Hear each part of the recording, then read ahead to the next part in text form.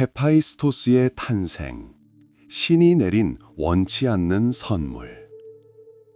올림푸스의 고요함은 황금빛 궁전들 못지않게 장엄해 보였다. 하지만 그 반짝이는 장막 아래, 영원한 영광의 그늘 아래 무언가 다른 것이 성숙해가고 있었다. 밝지도 바람직하지도 않은 무언가가 성숙해가고 있었다. 신들의 여왕이자 전능한 제우스의 아내인 헤라는 마음속에 비밀을 품고 있었습니다. 자만심과 분노로 엮인 비밀이었습니다. 수세기 동안의 경쟁과 질투로 굳어진 그녀의 마음은 평화를 알지 못했습니다. 위대한 천둥의 신 제우스는 그녀의 참여도 축복도 없이 자신의 자유의지로 자식을 낳았습니다. 그리고 신들의 새로운 자식이 태어나 하늘을 뒤덮을 때마다 헤라는 불의의 아픔과 소외의 날카로운 고통을 느꼈습니다. 그리고 절망에 휩싸여 고통에서 비롯된 충동과 자신의 강인함과 독립성을 증명하고 싶은 욕망에 사로잡혀 헤라는 결심을 내렸습니다. 제우스에게 자식을 바라지 않겠다는 결심이었습니다. 제우스의 씨앗도 그의 힘도 없이 스스로 자식을 만들겠다는 결심이었습니다. 자신의 의지의 힘으로, 모성적 본질의 힘으로 천지를 구성하는 바로 그 신성한 물질로 아이를 빚겠다는 결심이었습니다. 은빛으로 차가워진 달빛이 그녀의 도구가 되었다. 신성한 올리브 가지 사이로 쏟아지는 달빛은 침대에 기대어 선 그녀의 손을 스쳤다. 그녀는 밤에 피는 꽃의 꽃잎에서 모은 이슬과 올림포스 산에 조용히 떨어지는 별빛의 먼지를 뒤섞었다.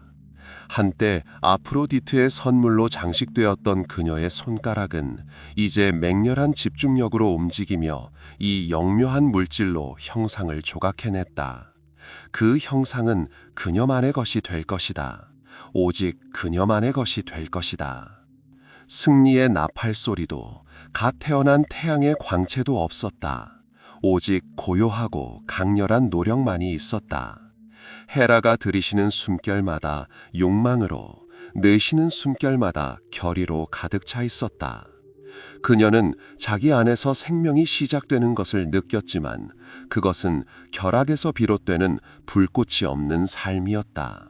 그것은 외로움에서, 자신의 운명을 스스로 통제하려는 욕망에서 비롯된 탄생이었다.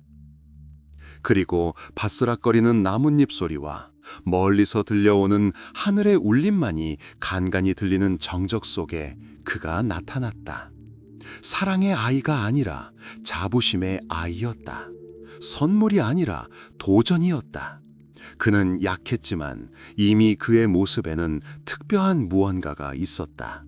아폴론의 아름다움도 아레스의 강인함도 아니었다. 그의 얼굴에는 고집과 숨겨진 힘이, 그리고 이해할 수 없는 갈망으로 어머니의 가슴을 쥐어짜는 무언가가 있었다.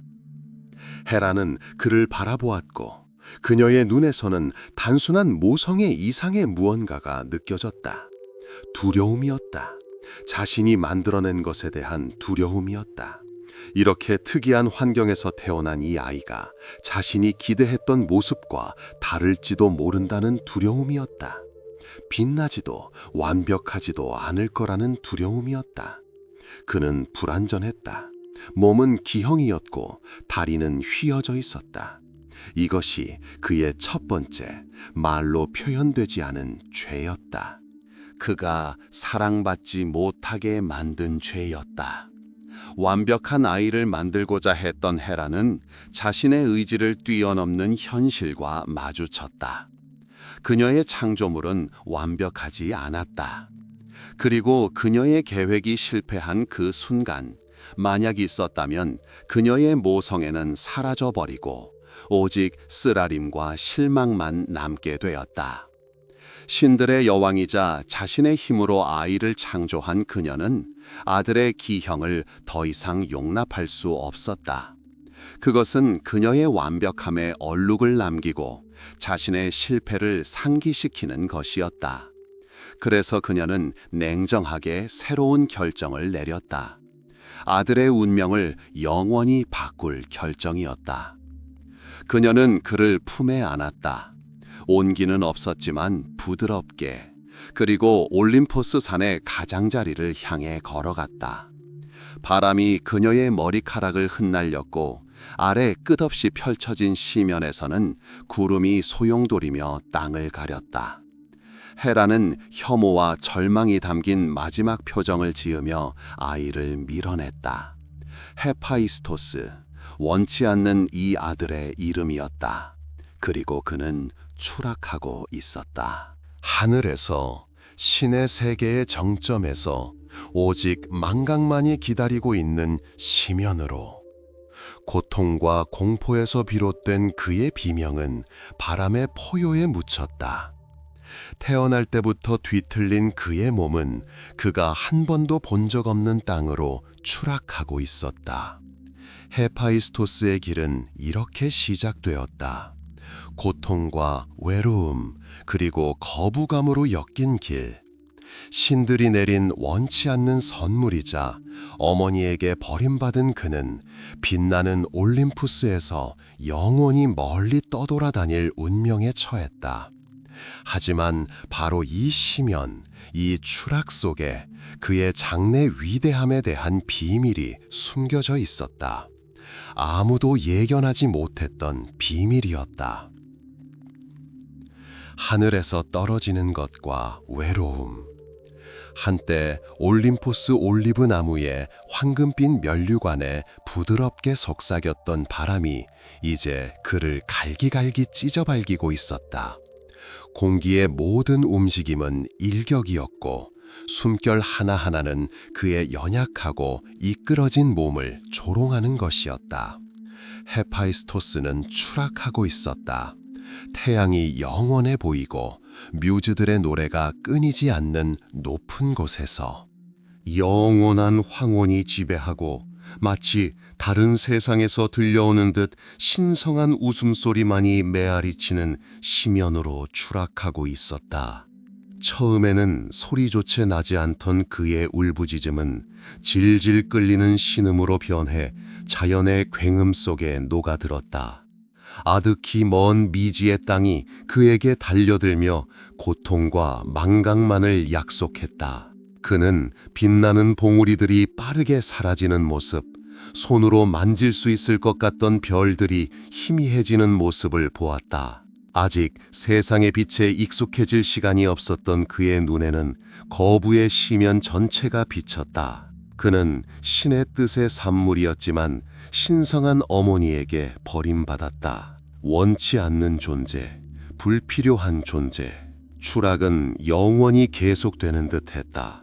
그는 바람의 맹공에 뼈가 부러지는 것을 느꼈고 움직임의 급류에 피부가 타는 듯한 고통을 느꼈다. 단순한 물리적 추락이 아니라 그의 존재 전체가 형태를 갖추기도 전에 무너져 내리는 것이었다. 그는 달빛과 별가루로 만들어졌지만 이제 거칠고 꺾이지 않는 대지를 만나려 하고 있었다. 마침내 바닥에 도착했을 때 귀청이 터질 듯한 충격이 밀려왔다. 부드러운 풀도 탄력 있는 흙도 없었다. 마치 땅속 깊은 곳에서 뜯겨져 나온 듯 날카롭고 험준한 바위에 떨어졌다. 고통이 온몸을 꿰뚫었지만 그것은 이미 그의 영혼 속에 깊이 박힌 고통의 메아리일 뿐이었다. 그는 바위 사이에 드러누워 있었다. 약하고 부서진 그의 몸은 이 거칠고 길들여지지 않은 세상의 이방인이었다. 올림푸스, 그의 요람이자 무덤은 시야에서 사라졌다. 그의 위로는 소용돌이치는 구름으로 가득 찬 낮고 잿빛 하늘이 펼쳐져 있었다. 주변 소리는 기묘했다. 이름 모를 풀들이 바스락거리는 소리, 멀리서 들려오는 새들의 울음소리, 이제는 위협이라기보다는 조롱처럼 들리는 바람소리. 그는 혼자였다. 완전히 혼자였다. 시면 그 자체만큼이나 깊고 모든 것을 아우르는 외로움이 그를 감싸 안으며 그의 첫 번째이자 가장 충실한 동반자가 되었다. 올림푸스의 신들, 즉 주민들은 빛과 조화의 세계에서 살았습니다. 모든 움직임이 측정되고 모든 시선이 장엄함으로 가득했습니다. 하지만 이곳, 이 협곡에는 혼돈이 지배했습니다. 돌들은 차갑고 거칠었으며 공기는 축축하고 눅눅한 냄새가 났습니다. 그는 간신히 살아있는 그의 몸이 식어가기 시작하면서 추위가 뼛속까지 스며드는 것을 느꼈습니다. 아직 어리고 연약한 그의 마음은 이해하려 안간힘을 썼다. 왜 그를 만든 어머니는 그를 거부했을까? 그는 무슨 잘못을 한 걸까? 그의 불완전함은 이토록 참을 수 없는 걸까? 유리 파편처럼 날카로운 이 질문들이 그의 내면을 갈기갈기 찢었다. 그는 자신의 탄생이 사랑이 아니라 자만심에서 비롯된 행동이었다는 사실을, 그의 기형이 저주가 아니라 단지 결합 속에서 태어난 신성한 불꽃이 사라진 결과라는 사실을 알지 못했다. 그는 일어서려고 했지만 다리가 풀렸고 온몸이 말을 듣지 않았다. 모든 근육이 욱신거리고 모든 관절이 부러진 듯 아팠다. 그는 마치 무너진 조각상 같았다. 그 아름다움은 제대로 감상하기도 전에 일그러져 있었다. 자연의 잔혹한 힘이 지배하는 이 세상에서 그의 신성함은 조롱거리처럼 느껴졌다. 낮과 밤은 단조로운 연속으로 이어졌다. 그는 찾을 수 있는 보잘것없는 음식들, 즉 야생 열매와 뿌리를 먹었다. 힘만 된다면 따먹을 수 있었다. 그는 주변의 생명체들을 바라보았다. 민첩한 도마뱀, 바위 틈에 둥지를 튼 새들. 그는 살아남는 법을 배웠다. 이전에는 배우지 못했던 인내심을, 이전에는 배우지 못했던 불굴의 의지를 배웠다. 가끔 드물게 맑은 순간, 구름 사이로 햇살이 쏟아져 나올 때면 그는 자신의 신성한 기원을 어렴풋이 보았다. 이슬방울, 돌멩이의 반짝임, 비 온 뒤 나타난 무지개 속에서 그 빛은 반짝였다.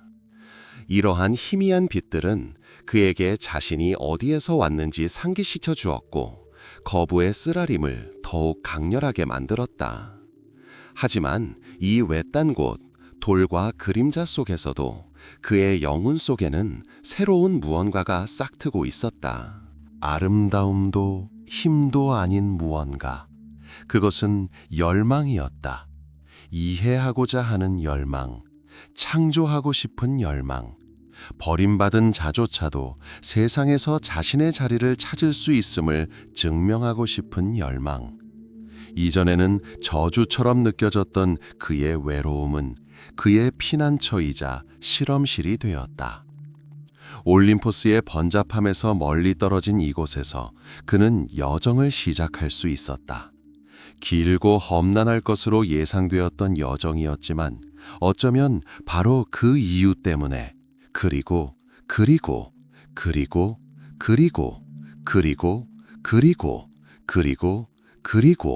그는 자신의 여정을 시작할 수 있었다.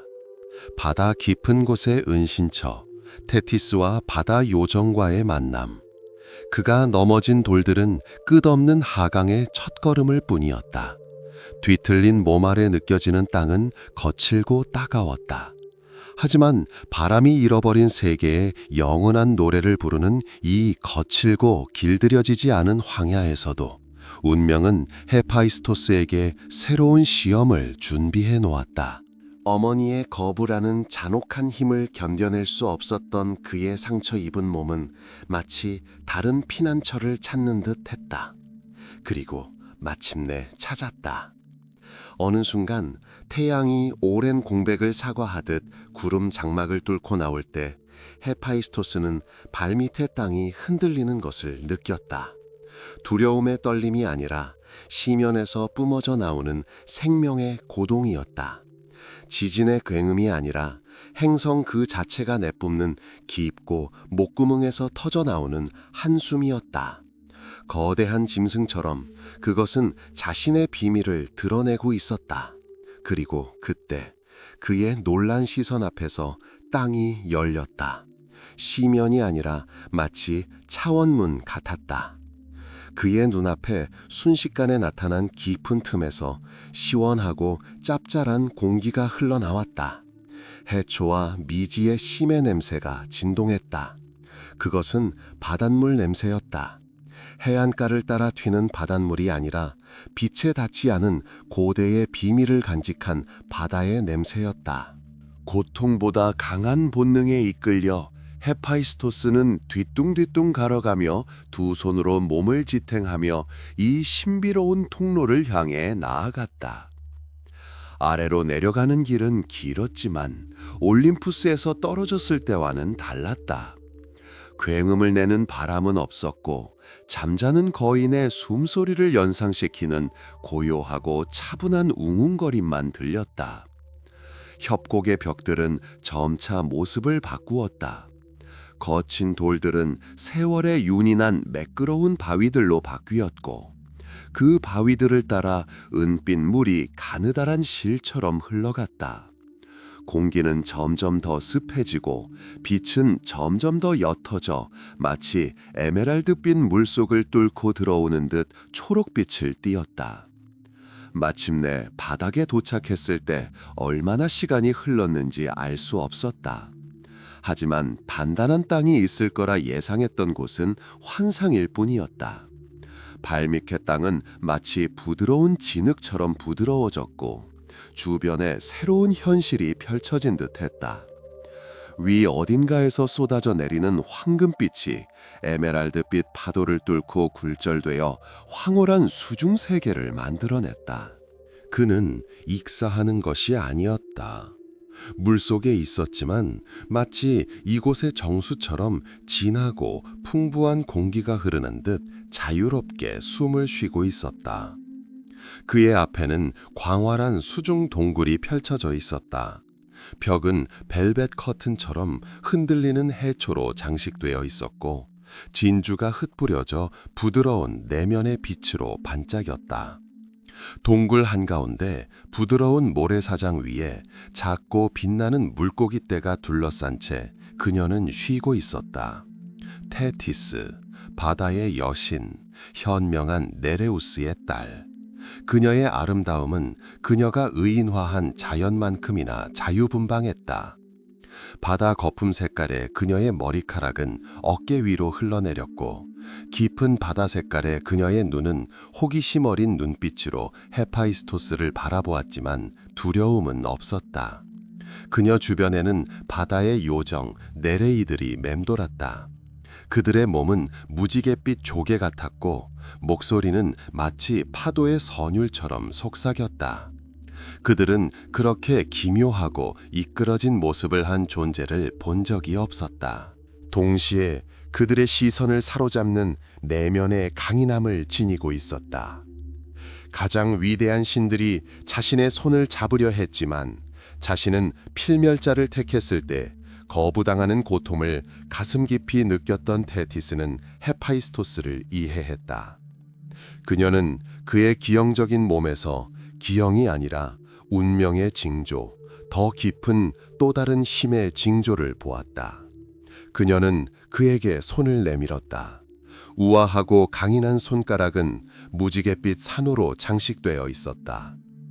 너는 하늘의 아이여 멀리 추락했구나. 그녀는 파도 소리처럼 속삭였다. 하지만 여기 내 영역에서는 평화를 찾을 수 있을 거야. 요정들은 여주인의 본보기를 따라 그를 에워쌌고 그들의 손길은 바닷바람처럼 가벼웠다. 그들은 바다 위로 지는 노을빛으로 물든 최고급 비단으로 짠 옷을 그에게 가져다 주었다. 그들은 그에게 음식을 주었는데 달콤하고 즙이 많은 바다의 선물, 그가 전에는 맛보지 못했던 그런 음식이었다. 그들은 그를 마치 귀중하지만 깨지기 쉬운 보물처럼 아꼈다. 그들과 함께 있을 때 헤파이스토스는 버림받았다기보다는 오히려 보호받는 기분을 느꼈습니다. 그는 그들이 무중력 환경에서 민첩하게 움직이는 물속에서 노는 모습을 지켜보았습니다. 그는 바다의 오랜 지혜가 담긴 그들의 노랫소리에 귀 기울였고 육체적, 정신적 상처가 아물기 시작하는 것을 느꼈습니다. 그는 배우기 시작했습니다. 조개 껍데기, 해초, 무지갯빛 돌 같은 단순한 재료로 놀라운 것들을 만드는 법을 보여준 요정들에게서 배우기 위해서였습니다. 그는 그들이 화환을 짜고 동굴을 장식하고 해류를 이용해 기묘한 무늬를 만들어내는 모습을 보았습니다. 그리고 그의 일그러졌지만 능숙한 손에서 이전에는 알지 못했던 이 새로운 힘이 깨어나기 시작했습니다.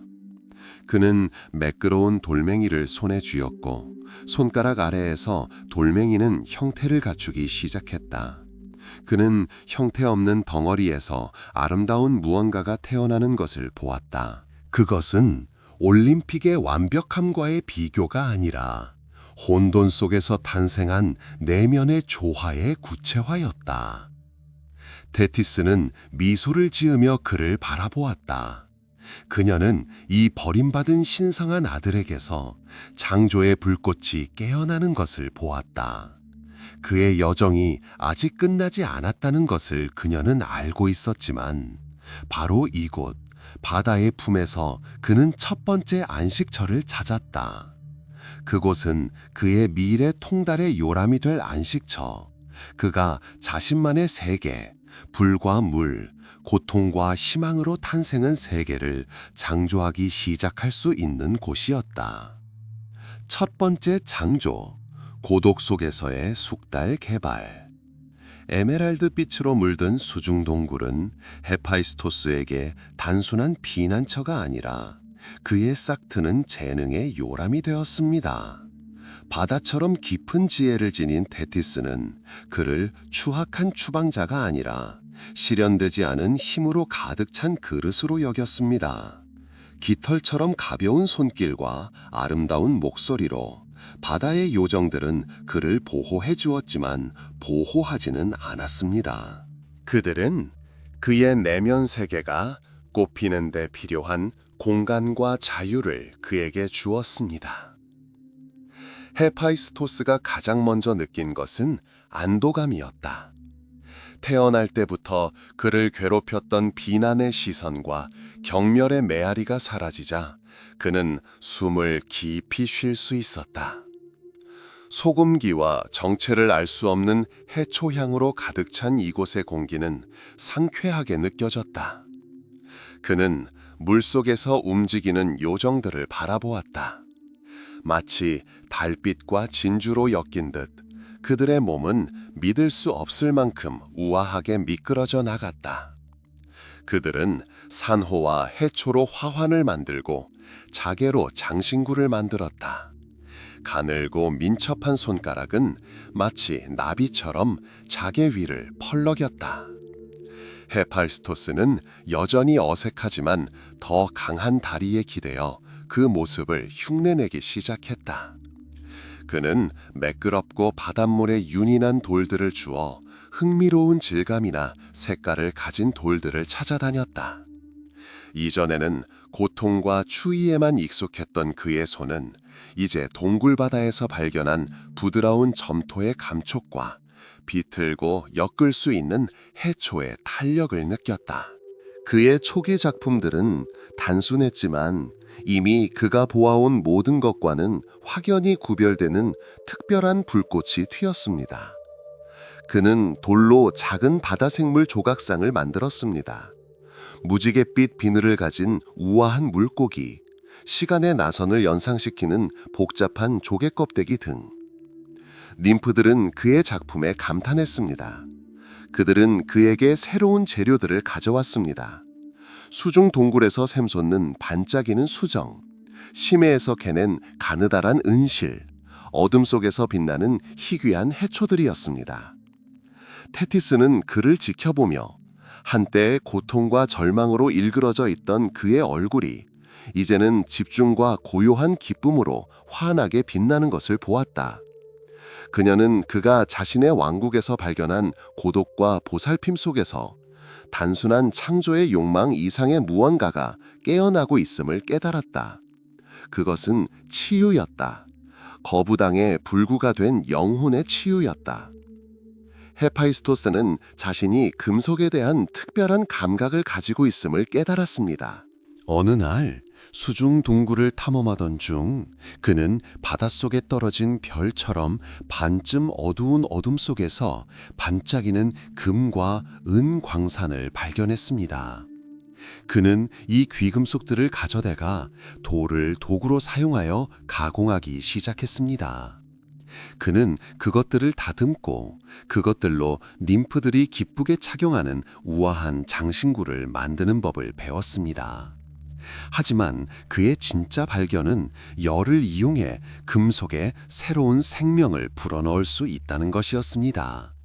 그는 땅에서 솟아오르는 화산 샘물이 주변 물을 어떻게 데우는지 알아냈습니다. 그는 이 가열된 돌들을 모아 더 부드러운 금속을 빚어내기 시작했습니다. 조잡하고 미묘하지는 않았지만 시작이었습니다. 그는 자신의 손에서 새로운 무언가가 탄생하는 것을 느꼈습니다. 자신이 조종할 수 있는 무언가, 자신이 원하는 대로 빚어낼 수 있는 무언가가. 그의 장인 정신은 날이 갈수록 더욱 발전했습니다. 그는 다양한 금속을 혼합하여 놀랍도록 강하고 반짝이는 합금을 만드는 법을 익혔습니다. 무지갯빛으로 반짝이는 마치 살아 숨쉬는 듯 우아한 팔찌와 부드럽고 은은한 빛을 발하는 펜던트를 만들었습니다.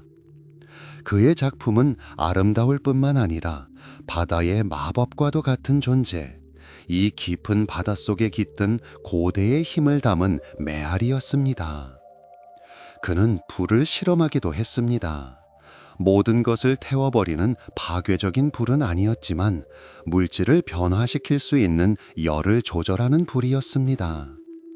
그는 특정 점토를 특정 온도로 가열하면 단단해지고 방수 기능을 갖게 된다는 것을 발견했습니다.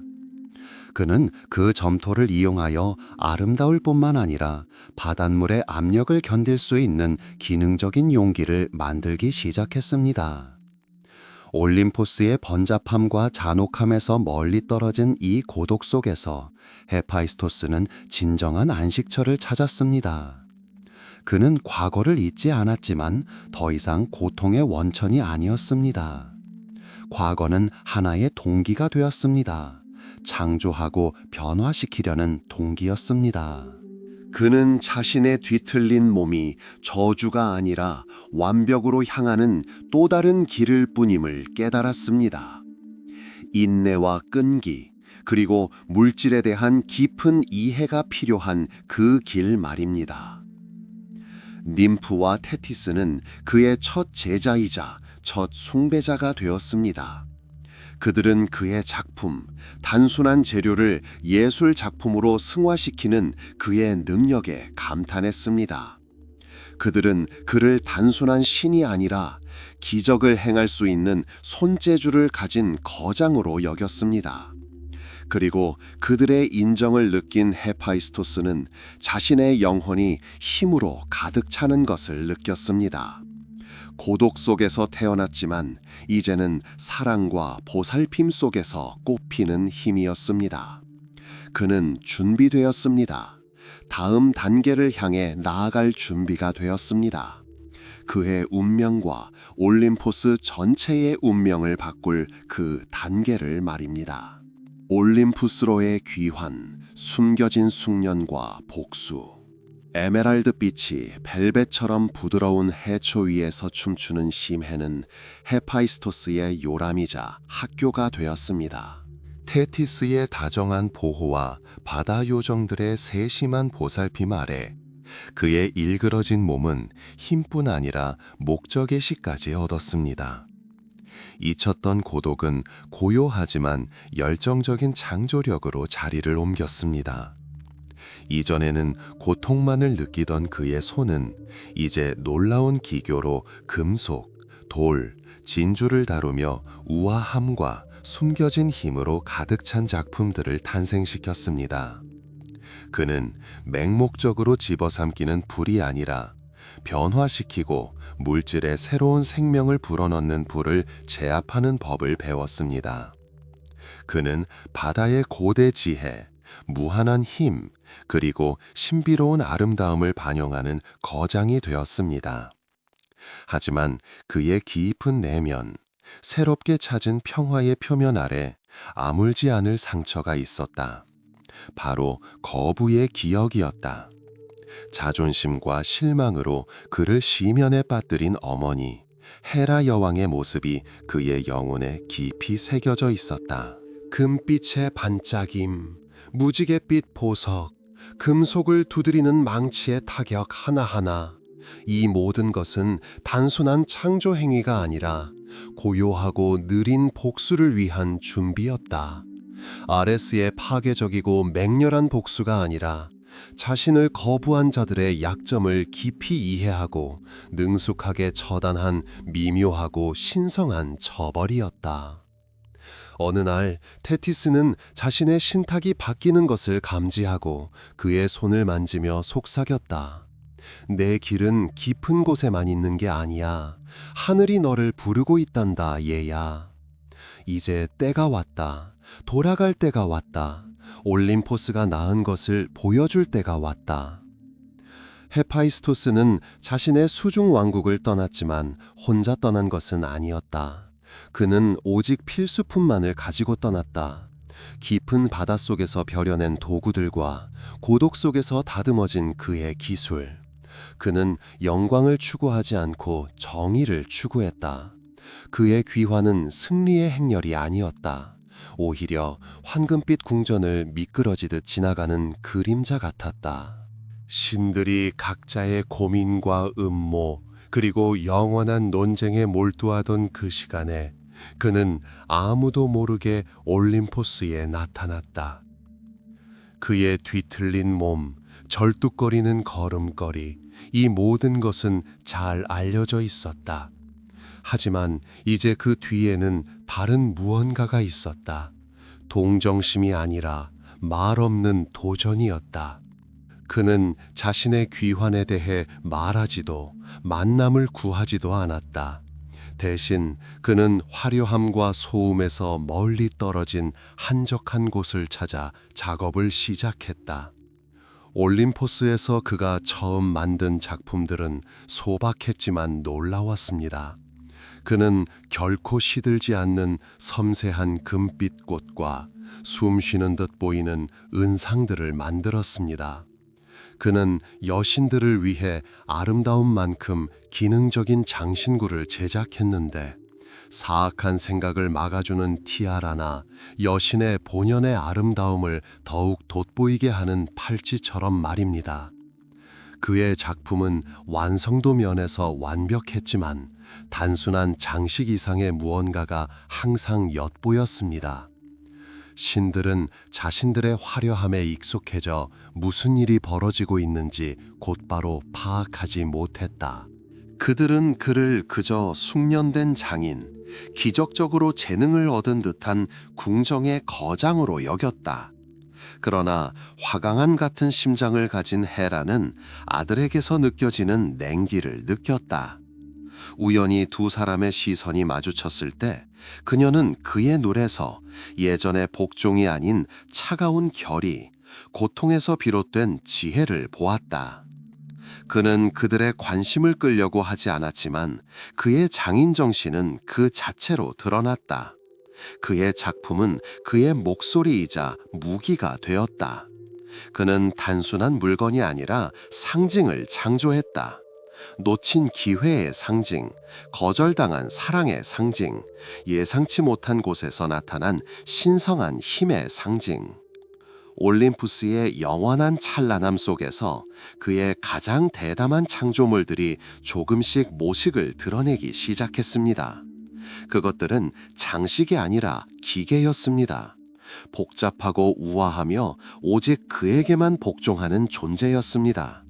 그는 음식이나 휴식이 필요 없는 조용하고 우아하게 움직이는 자동적인 하인들을 만들었습니다.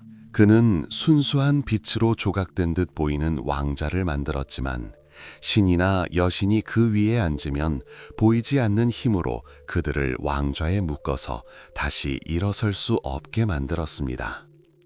그것이 첫걸음이었다. 그의 통제력을 입증한 발걸음이었다. 물질에 대한 통제력, 기계에 대한 통제력, 그리고 무엇보다도 한때 자신을 거부했던 자들에 대한 통제력. 그는 복수심을 소리치지 않고 오히려 보여주었다. 자신의 창조물들의 완벽함, 숨겨진 힘, 그리고 그들이 자신을 섬기는 방식이지 그들이 아닌 그를 섬기는 방식을 통해 보여주었다. 신들의 여왕 헤라는 버림받은 아들이 만들어준 왕좌에 앉아 승리감보다는 차가운 복수심의 숨결을 느꼈다. 자신의 힘을 증명하기 위해 그를 낳았던 그녀는 이제 그의 술책에 갇힌 포로가 되었다. 그녀의 자존심은 무너졌고 분노는 힘을 잃었다. 헤파이스토스가 돌아왔다. 올림포스는 시면에 던져졌던 그조차도 돌아와 세상의 흐름을 바꿀 수 있다는 것을 깨달았다. 그의 복수는 조용했지만 용암이 바위를 뚫고 나오듯 파괴적이었다. 계속됩니다.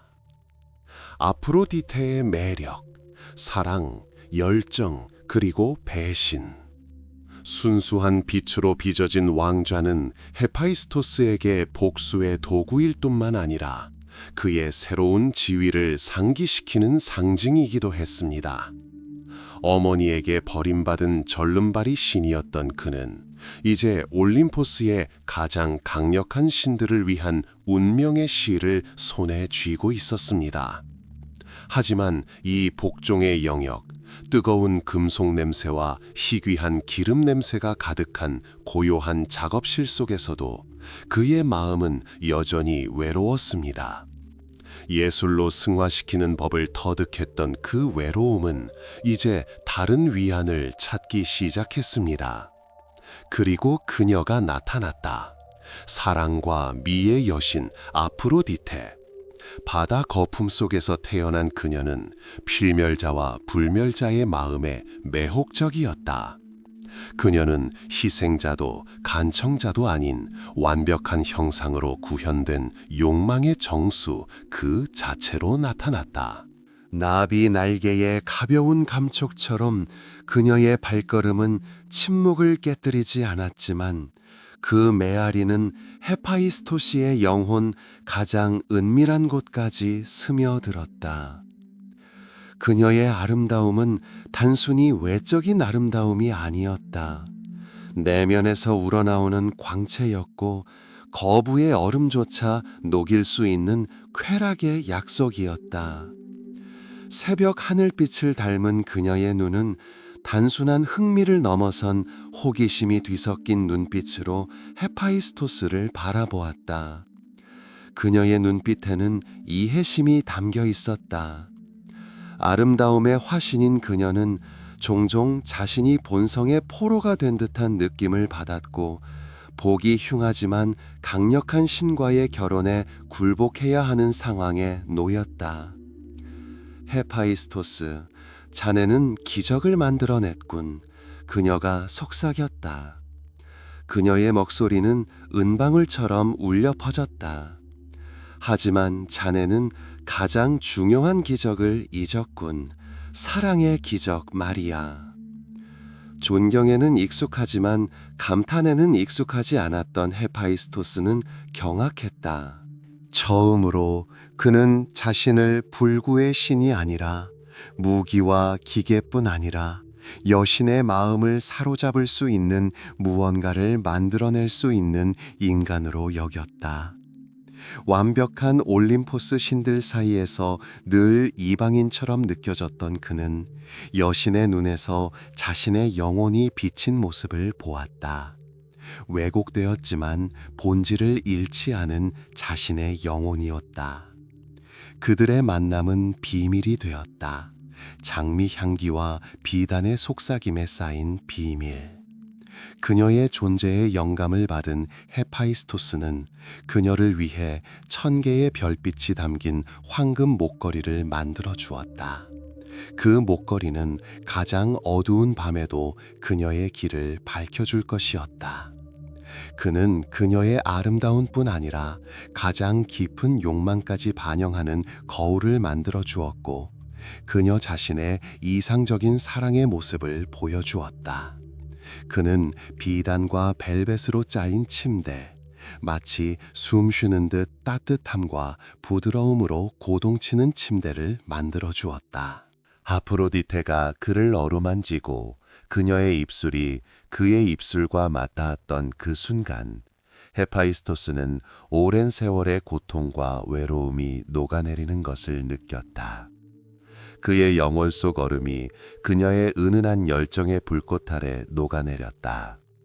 어머니에게 버림받았던 그는 예상치 못한 곳에서 사랑을 찾았다. 바로 사랑의 여신의 품에서. 그 사랑은 부드러움과 열정, 그리고 깊고도 고통스러울 정도로 깊은 이해로 가득했다. 하지만 아프로디테의 사랑은 그녀의 본성처럼 변덕스러웠다. 마치 파도처럼 때로는 부드럽게 해안을 감싸 안았다가 때로는 맹렬하게 몰아치는 듯 했다. 진정한 정절을 경험해 본 적이 없던 그녀의 마음은 새로운 감각, 새로운 승리에 열려 있었다. 그리고 힘만큼이나 억제할 수 없는 열정을 지닌 전쟁의 신 아레스가 그녀의 시야에 나타나자 헤파이스토스는 세상이 무너지는 것을 느꼈다. 그는 그들을 보았다. 비밀스러운 숲에서 그들이 만나 원초적인 힘과 신성한 아름다움이 빚어낸 춤으로 얽힌 그들의 모습을. 그는 그들의 열정을 느꼈다. 그의 대장간의 불길처럼 밝고 모든 것을 태워버리는 열정이었지만 그가 그녀에게 준 깊이와 부드러움은 부족했다. 이제 막 녹기 시작한 그의 심장은 다시 차가운 돌로 변했다. 배신은 단순한 고통을 넘어 그의 존재 자체에 가해진 충격이었다. 그녀를 위해 세상을 만들어 왔던 그는 이제 그녀의 배신에 갇힌 듯한 느낌을 받았다. 그녀를 숭배하는 데 사용했던 그의 기술은 이제 조롱거리처럼 느껴졌다. 불을 다루는 법을 터득했던 그는 이제 억누를 수 없는 분노가 마음속에서 타오르는 것을 느꼈다. 하지만 헤파이스토스는 대장장이일 뿐 아니라 전략가이기도 했습니다. 오랜 세월 고독과 관찰로 단련된 그의 정신은 아레스와의 직접적인 대결이 무의미하다는 것을 깨달았습니다. 대신 그는 응징을 준비하기 시작했습니다. 올림포스로의 귀환만큼이나 정교한 응징이었습니다. 그는 그물을 만들었다. 가장 가늘면서도 믿을 수 없을 만큼 튼튼한 그물로 짠 그물은 거의 알아차릴 수 없을 만큼 정교했다. 눈에는 보이지 않지만 몸으로는 만질 수 있는 그물이었다. 그는 자신의 침실, 아프로디테를 위해 만들어 놓은 침대 위에 그물을 설치했다.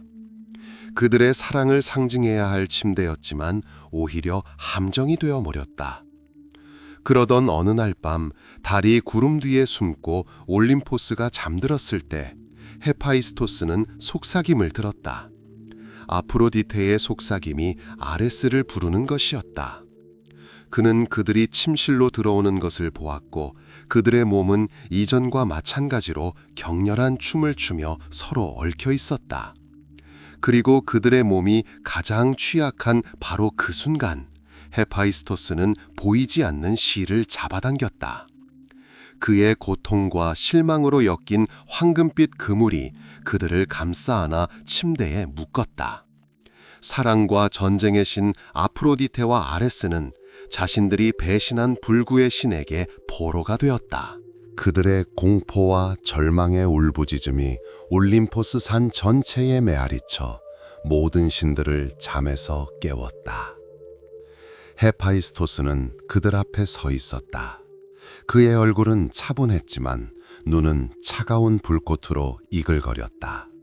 그는 소리치지도 위협하지도 않았다. 그는 그저 이렇게 말했다. 이제 갇힌다는 게 뭔지 알겠지. 굴욕을 당한다는 게 뭔지 알겠지. 그의 복수는 끝났다. 하지만 그의 영혼 속에는 무너진 사랑의 재 속에 쓰라린 공허함만이 남았다. 그는 정의를 얻었지만 위로는 받지 못했다. 강인함을 보였지만 얻었다고 생각했던 모든 것을 잃었다. 눈부시게 기만적인 아프로디테의 매력은 그의 가슴에 재만 남겼고 가장 신성한 감정조차도 얼마나 연약한지를 일깨워 주었다. 신들의 무기고 올림푸스를 위한 놀라운 아이템 제작. 영원한 젊음의 메아리가 암브로시아 향과 어우러지는 올림포스의 찬란한 궁전들 사이에서 헤파이스토스는 제자리를 찾았습니다. 은총 때문이 아니라 그의 솜씨에 필연적으로 따르는 운명 덕분이었습니다. 헬리오스의 빛이 거의 닿지 않는 산속 깊은 곳에 자리 잡은 그의 대장간은 신들의 세계의 심장이 되어 고동치는 열기와 금속의 울림을 자아냈습니다. 이제 그의 이름이 존경의 울림을 자아내고 그의 창조물들이 신들의 거처를 장식하게 되자 그는 단순한 장인이 아니라 올림포스의 수호자, 보이지 않는 방패가 되었습니다. 아프로디테와 아레스와의 스캔들, 비록 그의 승리로 끝났지만 그의 영혼에 지울 수 없는 흔적을 남겼지만 헤파이스토스는 더욱 열정적으로 연구에 몰두했습니다. 그는 포홍에서 위안을 찾지 않고 형상의 완성, 원소들이 자신에게 종속되는 것에서 위안을 찾았습니다. 그의 대장간은 신성한 기적의 진정한 작업장이자 세상의 운명을 결정하는 사물들이 탄생하는 장소가 되었습니다. 빛나는 석탄과 반짝이는 금속들 사이에서 헤파이스토스는 단순한 무기 그 이상을 창조했습니다. 그는 유물들을 창조했고 각 유물에는 고유한 역사와 의지가 깃들어 있었습니다. 한때 뒤틀렸던 그의 손은 이제 자신감과 힘으로 움직이며 금, 은, 청동을 단순한 물질 이상의 무언가로 변현했습니다. 그는 그 손들에 자신의 영혼의 조각, 신성한 힘의 조각을 불어넣었습니다. 그리하여 제우스의 명령에 따라 그는 천상의 용 비늘로 엮어 만든 방패 아이기스를 만들었습니다. 메두사의 머리로 장식된 이 방패는 적들에게 공포를 안겨주었습니다. 이 방패는 단순히 공격을 반사하는 데 그치지 않고 가장 용감한 전사들조차 싸울 의지를 잃을 만큼 강력한 위력을 발산했습니다. 제우스가 아이기스를 들어올리자 하늘은 천둥으로 가득 찼고 그의 분노에 땅은 흔들렸습니다. 바다의 신 포세이돈을 위해 헤파이스토스는 삼지창을 만들었습니다. 단순한 무기가 아니라 바다를 지배하는 그의 힘을 상징하는 무기였습니다. 날카롭게 뾰족해진 삼지창의 이빨은 폭풍을 일으키거나 가라앉히고 새로운 땅을 발견하거나 오래된 땅을 침수시킬 수 있었습니다. 해안을 가르는 바위의 균열은 포세이돈이 그의 힘을 땅에 쏟아부었을 때에 이 삼지창의 타격으로 생겼다고 전해집니다. 전쟁의 신 아레스는 헤파이스토스로부터 공포를 불러일으키는 검을 받았습니다. 단련된 강철로 만들어진 그 검은 마치 수많은 전투에서 얻은 피를 반사하듯 붉게 빛났습니다. 이 검은 치명상을 입혔을 뿐만 아니라 적들의 가슴에 공포를 심어 적을 보지도 못하고 도망치게 했습니다. 헤파이스토스는 아레스에게 깊은 원한을 품었지만 전쟁의 신이 지상의 불안정한 세력 균형을 유지하기 위해 가치 있는 무기가 필요하다는 것을 알고 있었습니다. 지혜와 전략의 여신 아테나를 위해 헤파이스토스는 진실을 보는 자의 투구를 제작했습니다. 반짝이는 깃털과 고대 룬 문자로 장식된 이 투구는 소유자에게 거짓과 기만을 꿰뚫어 보고 사물의 본질을 꿰뚫어 보는 능력을 부여했습니다. 아테나는 이 투구를 통해 전투의 흐름을 예견하고 완벽한 전략을 개발하며 영웅들을 승리로 이끌 수 있었습니다. 헤파이스토스는 어머니 헤라를 잊지 않았습니다. 두 사람의 관계는 여전히 복잡했지만 그는 그녀를 위해 영원한 아름다움의 왕관을 만들어 주었습니다. 가장 진귀한 보석으로 장식된 이 왕관은 그녀의 왕실적 위엄을 강조했을 뿐만 아니라 그들이 속삭이듯 말했듯이 그녀의 젊음과 아름다움을 보존하여 그녀의 모습을 영원하고 변치 않는 모습으로 만들어 주었습니다. 헤파이스토스의 모든 창조물은 단순한 물건 그 이상이었습니다. 그것은 신의 본질을 구현한 존재였으며 역사의 흐름을 바꿀 수 있는 유물이었습니다. 물리법칙이 신의 의지에 굴복하는 연금술사의 실험실처럼 그의 작업장은 올림포스의 힘의 중심지가 되었습니다. 바로 그곳 연기와 불꽃 속에서 버림받은 아들 헤파이스토스는 자신의 진정한 소명을 찾았습니다. 그는 불과 대장간의 신이 되었을 뿐만 아니라 신성한 유물을 만드는 건축가가 되었고 그 유물들이 만들어낸 창조물들은 그것을 휘두르는 신들만큼이나 강력했습니다. 그의 장인 정신은 그의 목소리이자 유산이 되었고 한때 자신을 거부했던 세상에 대한 그의 영원한 공헌이 되었습니다. 망치가 울리는 소리, 그의 창조물들이 내뿜는 광채 속에서 그의 힘과 불굴의 의지, 그리고 변함없는 신성한 의지가 메아리치는 것을 들을 수 있었습니다. 계속됩니다. 영웅을 위한 도움, 위대한 업적을 위한 방패, 검, 갑옷.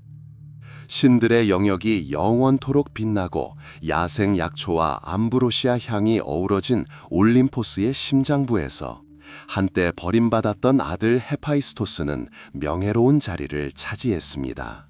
신성한 산속 깊은 곳에 자리 잡은 그의 대장간은 단순한 작업장이 아니라 필멸자와 불멸자의 운명을 좌우할 존재들이 탄생하는 신성한 성소가 되었습니다. 자욱한 연기와 뜨거운 금속, 그리고 망치 소리가 울려 퍼지는 이곳에서 그는 자신의 고통을 예술로, 고립을 놀라운 힘의 원천으로 승화시켰습니다.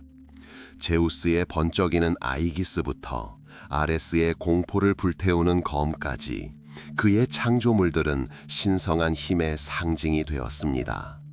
하지만 헤파이스토스의 진정한 위대함은 신들을 위한 유물을 만드는 것뿐만 아니라 세상의 균형을 뒤흔들 만큼 위대한 업적을 남긴 필멸자들을 기꺼이 도우려는 모습에서도 드러났습니다. 거부의 대가를 알고 고독의 깊이를 아는 그는 영웅에게서 자신의 투쟁, 즉 어떤 상황에서도 위대함을 추구하고 혼돈 속에서 의미를 찾는 자신의 모습을 보았습니다. 그의 작업장은 용감한 이들의 순례지가 되었습니다. 그들은 사명의 짐을 지고 희망과 두려움으로 가득 찬 눈으로 그들을 맞이했습니다. 헤파이스토스는 엄숙한 태도가 아닌 차분한 이해심으로 그들을 맞이했습니다. 그는 그들 한 사람 한 사람에게서 신성의 불꽃, 자신의 영혼 속에서 타오르던 불꽃을 보았습니다. 제우스의 아들, 믿을 수 없는 시련으로 운명이 얽힌 헤라클레스를 위해 헤파이스토스는 불멸의 철퇴를 만들어냈습니다. 단수는 무기가 아니라 영웅의 팔과 같은 존재였습니다. 운석의 철로 만들어진 이 철퇴는 바위를 가르고 티탄족의 별을 부술 정도로 강력했습니다. 이 철퇴가 휘두르는 모든 타격은 마치 하늘이 그 주인의 힘을 증명하듯 땅에 메아리 쳤습니다. 철퇴의 표면에는 고대 룬 문자가 새겨져 있었는데 이 룬 문자는 주인에게 인간의 힘을 초월하는 인능력을 부여한다고 전해집니다.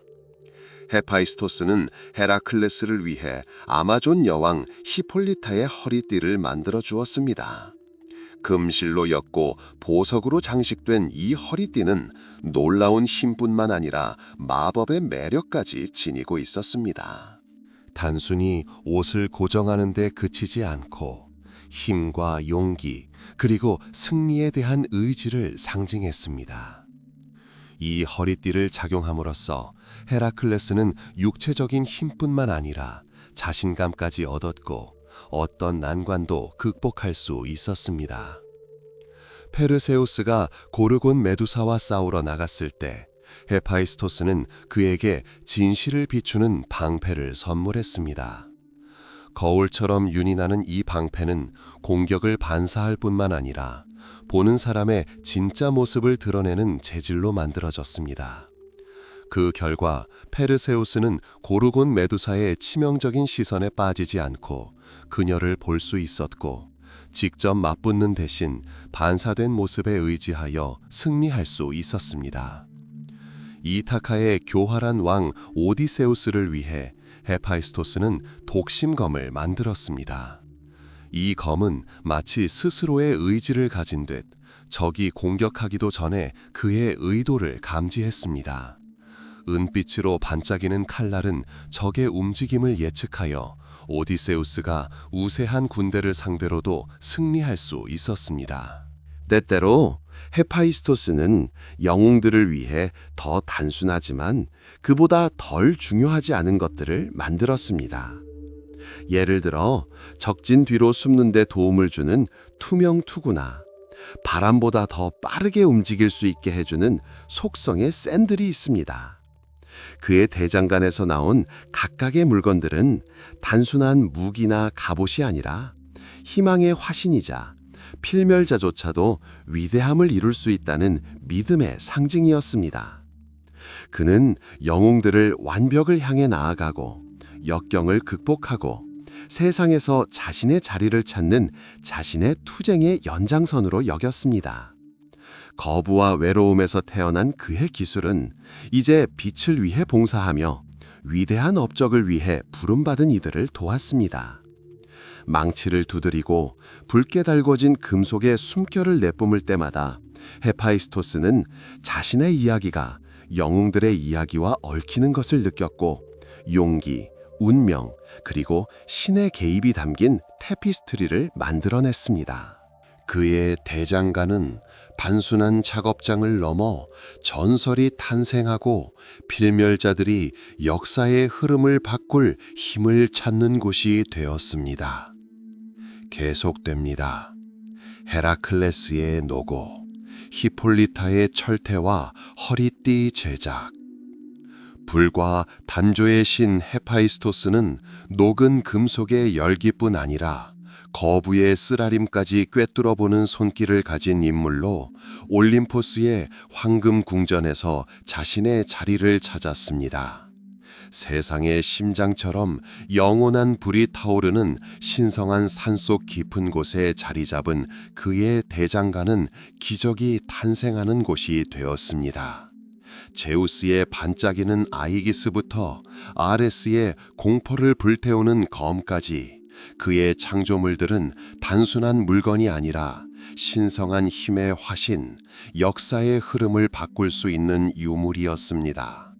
고독의 대가를 알고 있던 그는 영웅들, 세상의 균형을 뒤흔들 만큼 위대한 업적을 남긴 필멸자들에게서 자신의 투쟁을 보았습니다.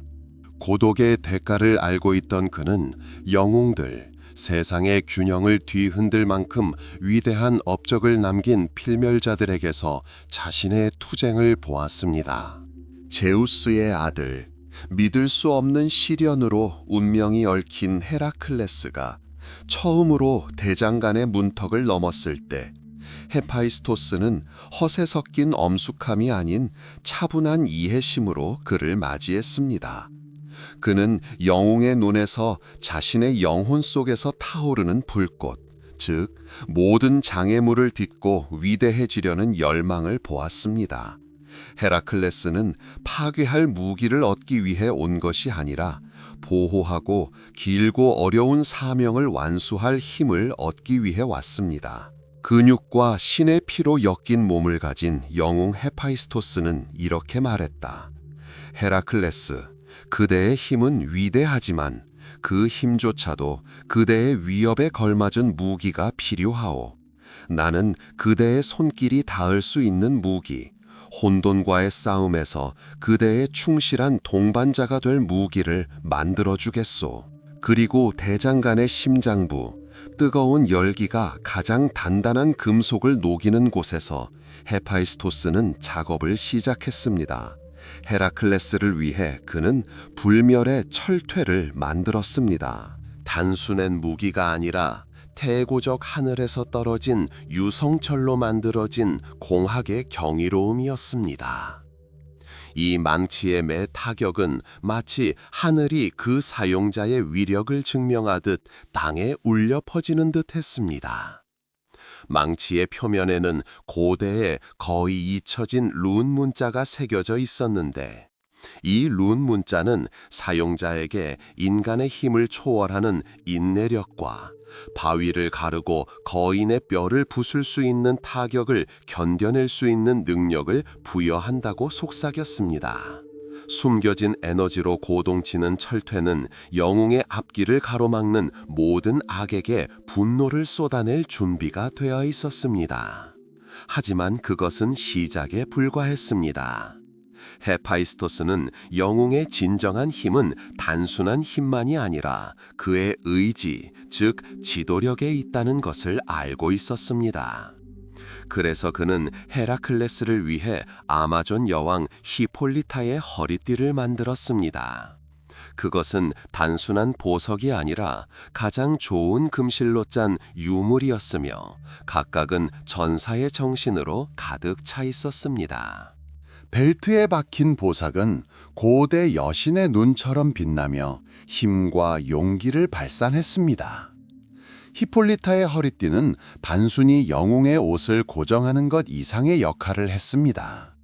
힘, 불굴의 의지, 그리고 승리에 대한 불굴의 의지를 상징했습니다. 이 허리띠를 착용함으로써 헤라클레스는 육체적 힘뿐만 아니라 구름을 뚫고 나오는 햇살처럼 자신감도 얻었습니다. 손에 쥔 철퇴의 무게와 허리띠의 감촉을 느낀 헤라클레스는 내면에서 새로운 힘이 깨어나는 것을 느꼈다. 그는 헤파이스토스의 이 창조물들에서 단순한 물건이 아니라 신앙의 화신을 보았다. 자신의 운명에 대한 신앙, 어떤 장애물도 극복할 수 있는 능력에 대한 신앙이었다. 신들의 대장장이시여, 당신은 제게 단순한 무기 그 이상을 주셨습니다. 헤라클레스가 깊은 감사의 목소리로 말했다. 당신은 제게 믿음을 주셨습니다. 불가능한 상황에서도 영웅은 싸울 힘을 찾을 힘을 찾다는 믿음 말입니다. 헤파이스토스는 그저 고개를 끄덕였다. 평소 내성적이었던 그의 시선은 이제 영웅을 똑바로 바라보고 있었다. 그는 헤라클레스에게서 단순한 필멸자가 아니라 자신이 갈망하던 이상, 투쟁에서 태어난 힘, 극복에서 태어난 위대함의 화신을 보았다. 영웅에게 새로운 속성이 부여되는 순간 헤파이스토스는 자신의 이야기, 버림받은 신의 이야기가 가장 위대한 필멸자들의 전설과 얽혀 있음을 느꼈다. 그의 대장간은 단순히 물건이 탄생하는 곳이 아니라 위협의 가능성이 탄생하는 곳이자 필멸자들이 역사의 흐름을 바꿀 힘을 얻는 곳이 되었다. 그리고 그의 망치 소리, 그의 창조물들의 광채 속에서 그의 불굴의 의지, 그의 기량, 그리고 이제는 빛을 위해 헌신하는 그의 변함없는 신성한 의지가 메아리치는 것을 들을 수 있었다. 그리고 그의 망치 소리, 그의 창조물들의 광채 속에서 그의 불굴의 의지, 그의 기량, 그리고 이제는 빛을 위해 헌신하는 그의 변함없는 신성한 의지가 메아리치는 것을 들을 수 있었다. 10장 불칸의 노래, 불 속에서 태어난 신성한 음악. 올림포스 산의 심장부, 순수한 빛으로 엮인 구름과 별에 닿을 듯한 봉우리들 사이에서 불과 장인의 신 헤파이스토스는 자신의 왕국을 세웠습니다. 신성한 산 깊은 곳에 숨겨진 그의 대장간은 단순한 작업장이 아니라 원소들이 그의 의지에 복종하고 물질에 새로운 생명을 불어넣는 신전이기도 했습니다.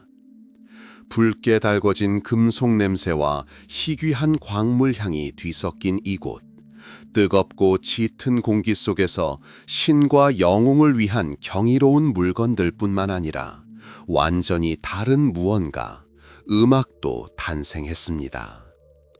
이것은 아폴론의 리라나 판의 플루트에서 흘러나오는 선율이 아니었다.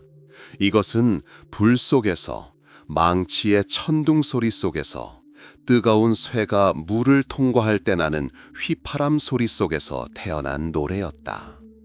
이것은 불카누스의 노래, 헤파이스토스의 가슴 속에 울려 퍼지는 신성한 음악으로 버림받은 아이에서 대장간의 주인으로 거듭나는 그의 긴 여정을 반영하고 있었다. 헤파이스토스가 작업할 때 그의 움직임은 마치 춤처럼 리듬감 넘쳤다. 모루를 두드리는 망치의 박자, 리듬이 첫 음표가 되었다. 매 순간의 타격은 마치 지휘자가 오케스트라를 지휘하듯 정확하고 정밀했다. 얇은 금판에 닿는 은빛 울림은 마치 천상의 새들이 떨리는 소리 같았다. 청동을 빚을 때 나는 둔탁하고 묵직한 웅웅거림은 폭풍을 예고하는 멀리서 들려오는 천둥 소리 같았다. 물에 잠긴 붉게 달궈진 금속에서 뿜어져 나오는 증기의 쉬익거리는 소리는 마치 한숨처럼, 마치 말로 표현할 수 없는 이야기들로 가득 찬 열정적인 속삭임처럼 들렸다. 이 음악에는 전통적인 의미의 선율이 없었다. 그것은 창조의 본질 그 자체에서 태어난 소리들의 교향곡이었다. 금속이 그의 의지에 굴복하는 긴장감의 소리였다. 형태가 완벽해지는 안도의 소리였다. 새로운 무언가, 이전에는 존재하지 않았던 무언가가 탄생하는 승리의 소리였다. 헤파이스토스가 방패를 만들 때 그의 타격은 마치 세상의 보호가 소리를 내는 듯 강력하고 포용력 있게 변했습니다. 검을 만들 때 금속의 울림은 날카롭고 날카로워져 승리에 대한 결의와 갈망을 드러냈습니다. 아프로디테를 위해 보석을 만들 때 그 선율은 부드럽고 무지갯빛으로 변하며 장미 향기와 파도의 속삭임으로 가득 찼습니다. 빛나는 궁전에 거하는 신들은 종종 산속 깊은 곳에서 들려오는 이 소리에 귀를 기울이곤 했습니다. 그들은 그 소리 속에서 단순한 대장간 소리가 아니라 오랜 세월의 힘과 시련을 통해 얻은 지혜의 메아리를 들었습니다. 신들은 그 소리 속에서 자신들 안에 잊힌 감정을 일깨워주는 무언가를 들었습니다. 열정에 사로잡혔다가 배신으로 무너진 아프로디테는 헤파이스토스의 음악에서 자신의 고통이 메아리치는 것을 들었지만 동시에 구원에 대한 희망도 느꼈습니다. 그녀는 가장 파괴적인 소리조차도 마치 재에서 솟아오르는 불사조처럼 아름다움을 담고 있다는 것을 알고 있었습니다. 전쟁의 신 아레스는 망치의 포효 속에서 자신의 전투 소리가 메아리치는 것을 들었지만 이제 그 소리에 새로운 소리가 뒤섞였습니다. 불굴의 소리, 정복하는 것이 아니라 변화시키는 힘의 소리였습니다. 그는 헤파이스토스에게서 경쟁자가 아닌 주인을 보았습니다. 그의 힘은 자신과 다르지만 결코 적지 않았습니다.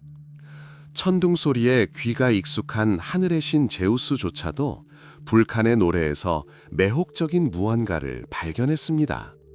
그는 그 노래에서 세상의 균형을 유지하는 바로 그 힘, 만물을 움직이는 불굴의 에너지에 메아리를 들었습니다. 이 음악은 단순한 소리 그 이상이었다.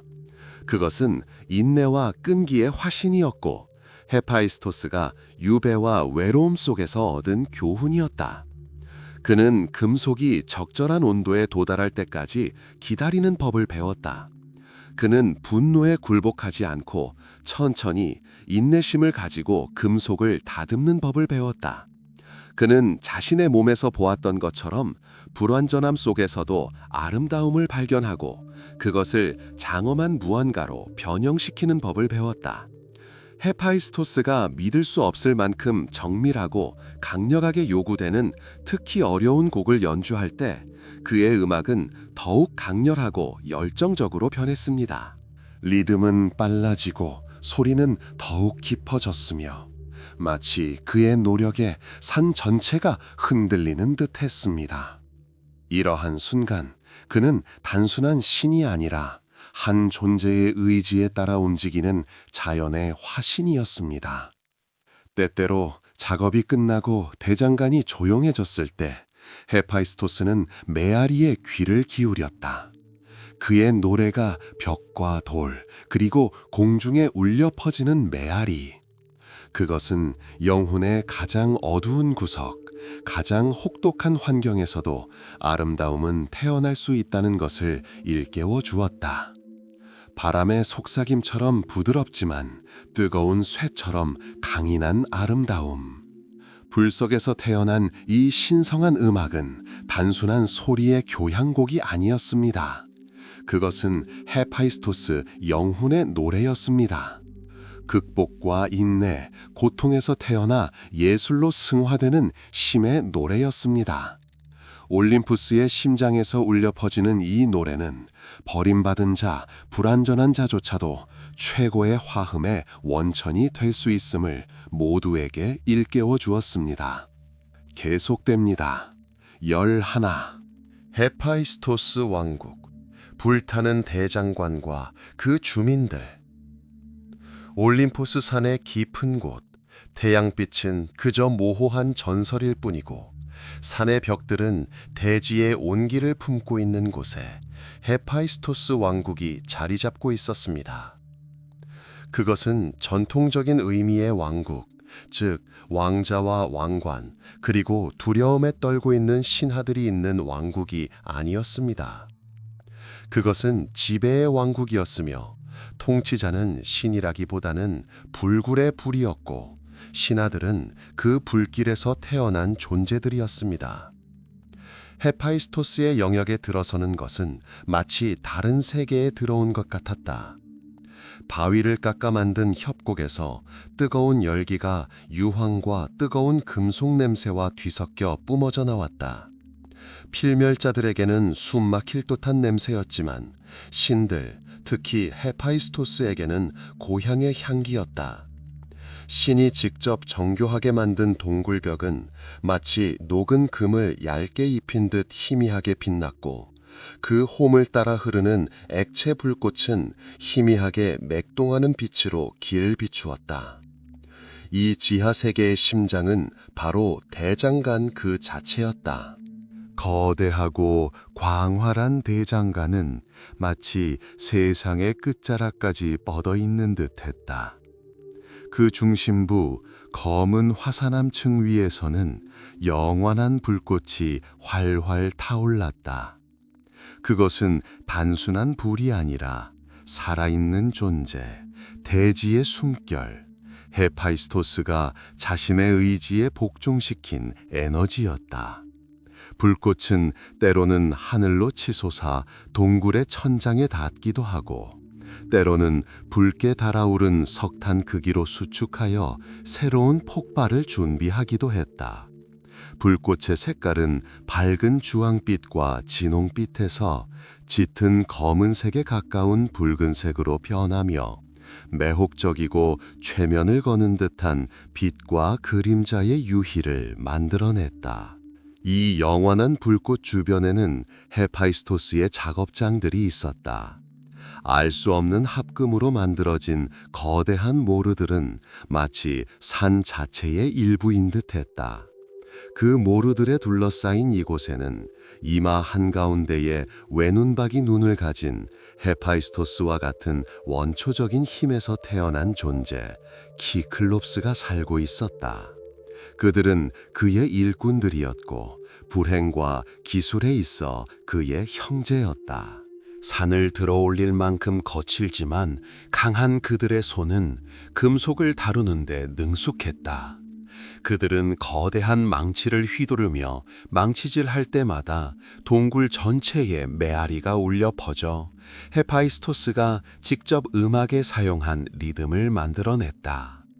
하나같이 밝은 그들의 눈은 반쯤 어두운 어둠 속에서 불꽃의 반사를 반사하며 마치 시면에 떨어진 별처럼 빛났다.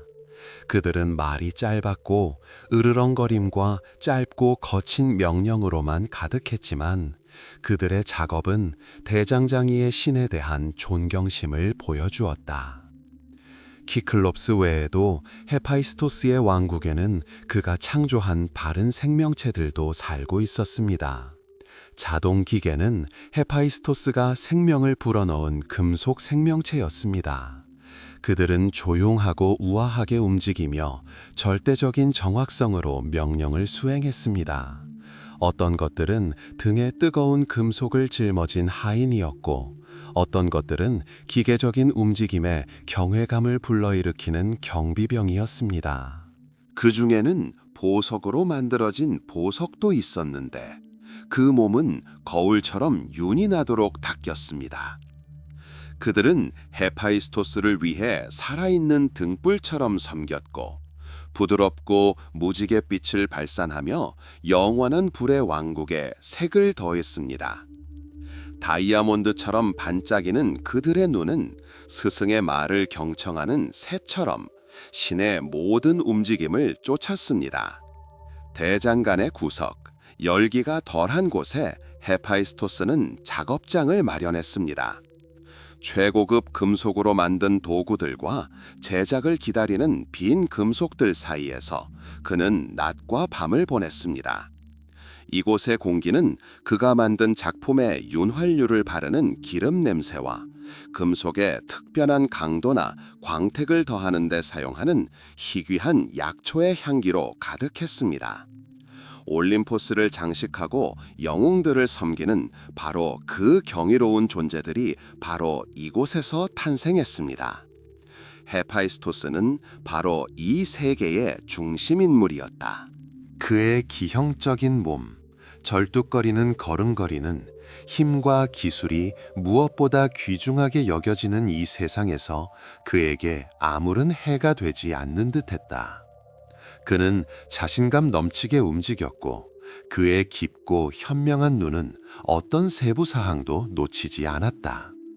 그는 키클롭스들이 일하는 모습을 몇 시간이고 지켜보며 짧지만 정확한 지시를 내렸다. 그러고 나서는 다른 어떤 생물도 들 수 없을 만큼 무거워 보이는 망치를 집어들고 자신의 일을 시작했다. 헤파이스토스가 작업할 때면 주변의 모든 것이 얼어붙었다. 그의 망치 소리는 우주의 중심이 되었다. 그는 금속을 엄청난 힘과 정밀함으로 두드려 마치 금속이 스스로 의지를 얻어 그의 의도에 복종하는 듯했다. 그의 움직임은 단순한 기계적인 것이 아니었다. 역사와 고통뿐 아니라 희망과 창조에 대한 열정까지 일궈냈다. 그는 어떤 금속이든 원하는 형태로 빚어낼 수 있었고 거친 광석을 우아한 보석으로, 붉게 달궈진 용암을 제우스의 일격도 막아낼 수 있는 방패로 만들어낼 수 있었다. 그의 왕국은 대조적인 곳이었다. 파괴를 상징하는 영원한 불은 이곳에서 창조의 역할을 했다. 원시의 힘에서 태어난 거칠고 강력한 키클럽스들은 불완전함으로 점철된 몸을 가진 신의 인도 아래 일했다. 그리고 이 모든 혼돈 속에서 포효와 열기 속에서도 자신만의 특별한 조화가 지배했다. 기술과 인내, 그리고 진정한 아름다움은 가장 예상치 못한 곳에서도 발견될 수 있다는 깊은 이해에서 비롯된 조화였다. 이곳은 헤파이스토스의 왕국이었다. 불이 춤추고 금속이 노래하며 모든 창조물에 창조주의 영혼이 각인된 왕국이었다. 신들에게 버림받은 아들이 진정한 집과 사명, 그리고 영원한 영광을 찾은 곳이었다. 계속됩니다. 대장간의 영원한 불꽃 속에서 땅의 열기가 원석을 반짝이는 경이로운 보석으로 변화시키는 곳에서 불과 장인의 신 헤파이스토스는 원소의 힘뿐 아니라 올림포스 너머의 세상과의 고요한 교감을 느꼈습니다. 천둥 같은 금속 소리와 연기 자욱한 동굴로 이루어진 그의 영역은 아름다움과 힘면에서 필멸의 창조물을 능가하는 유물들의 탄생지였습니다. 하지만 거부당하는 아픔을 가슴 깊이 느꼈던 헤파이스토스는 자신처럼 운명의 표식을 지닌 사람들, 시련으로 가득한 세상에서 자신의 길을 찾는 사람들을 결코 잊지 않았습니다. 신의 존재를 종종 알지 못했지만 본능과 욕구에 이끌린 필멸자들은 불에 이끌렸습니다. 그들은 땅속 깊은 곳에서 타오르는 석탄을 발견하고 산비탈에서 솟아오르는 광석을 발견했으며 고대의 부름에 따라 이 자연을 선물해 새로운 형태를 부여하고자 했습니다. 그들의 첫 시도는 마치 미숙한 손으로는 통제할 수 없는 재료를 가지고 노는 아이들처럼 조잡하고 서툴렀습니다.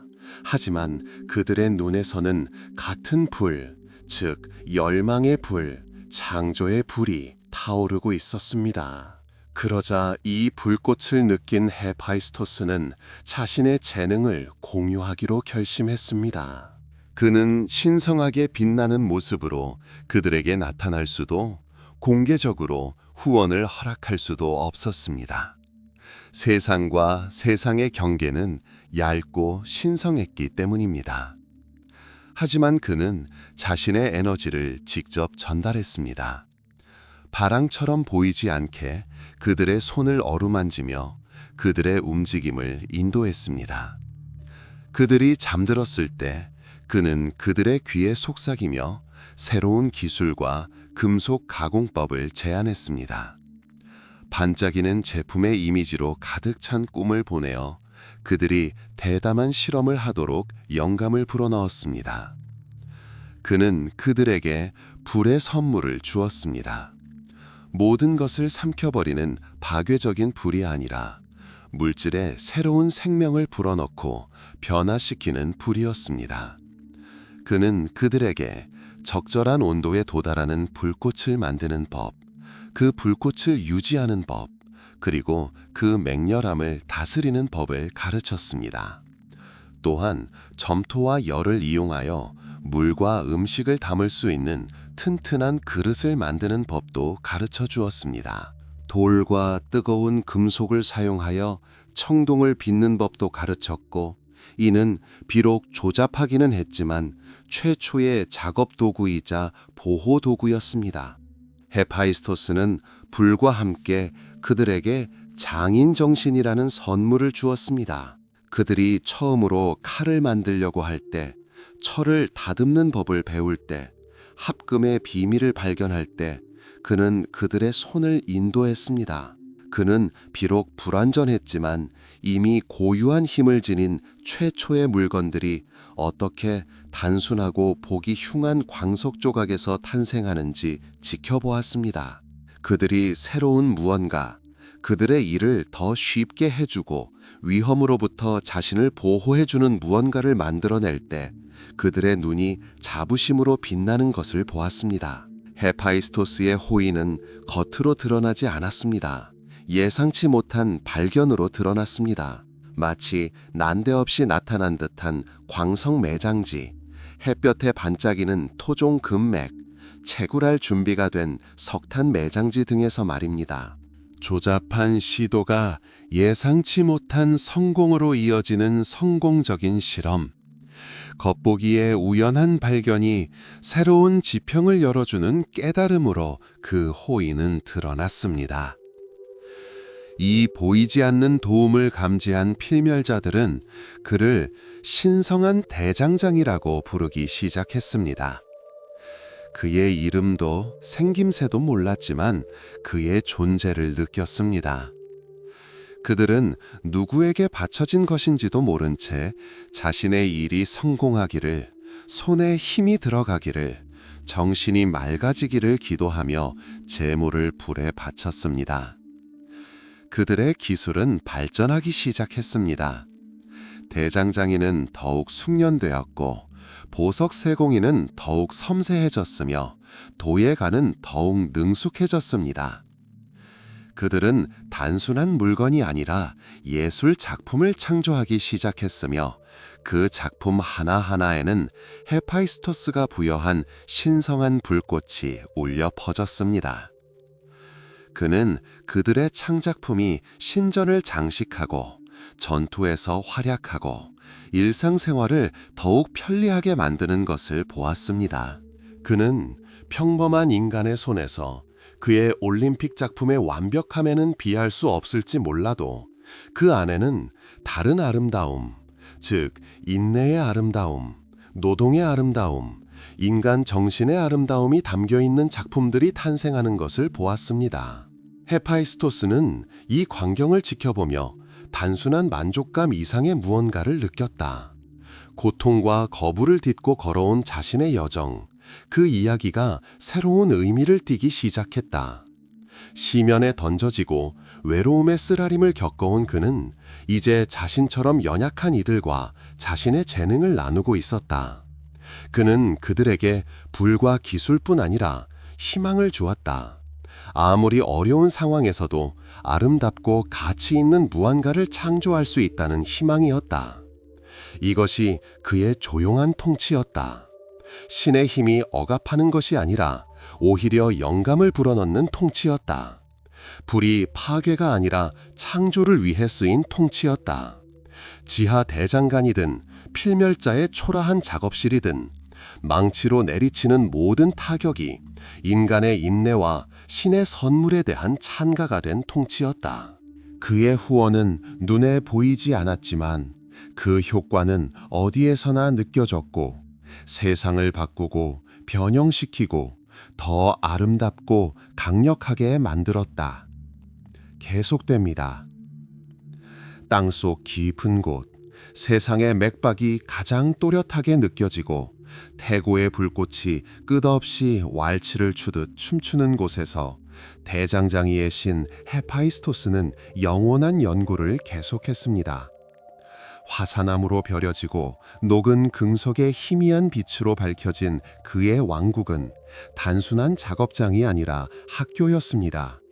원소들이 직접 가르치는 학교였고 유일한 스승은 변화의 힘과 고통을 온전히 경험한 신, 바로 그 자신뿐이었습니다. 불, 그의 영원한 동반자이자 도구이자 동맹이자 때로는 적인 불이었다. 헤파이스토스는 불을 모든 것을 재로 만들어버릴 수 있는 파괴적인 힘 그 이상으로 여겼다. 그는 불을 순수함, 정화, 그리고 변화의 상징으로 여겼다. 하얗게 달궈진 금속을 차가운 물에 담글 때마다 그는 단순히 쉬익 소리와 증기 구름 그 이상의 것을 보았다. 한때 유연하고 부드러웠던 금속이 점점 더 단단해지고 강해지며 새로운 형태, 새로운 본질을 띠는 것을 보았다. 그것은 그의 삶의 거울상이었다. 그는 올림포스에서 쫓겨났던 순간을 기억했다. 하늘에서 불덩어리처럼 떨어진 것은 끝이 아니라 시작이었다. 고통, 절망, 거부감, 이 모든 것이 용광로에 던져진 거칠고 뻣뻣한 금속과 같았다. 그리고 깊은 바닷속에 고독이 있었다. 그곳에서 테티스의 보살핌과 님프들의 다정함은 마치 물이 붉게 달아오른 금속을 식히듯 그의 마음을 부드럽게 했다.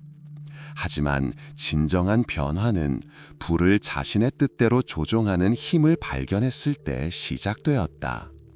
영원한 불꽃이 꺼지지 않는 그의 대장간에서 그는 자신과 제자들, 사이클롭스와 자동인형들에게 인내심을 가르쳤다. 불은 존경과 인내를 요구했다. 재촉할 수도 없고 그 맹렬함에 굴복할 수도 없었다. 기다리는 것이 필요했다.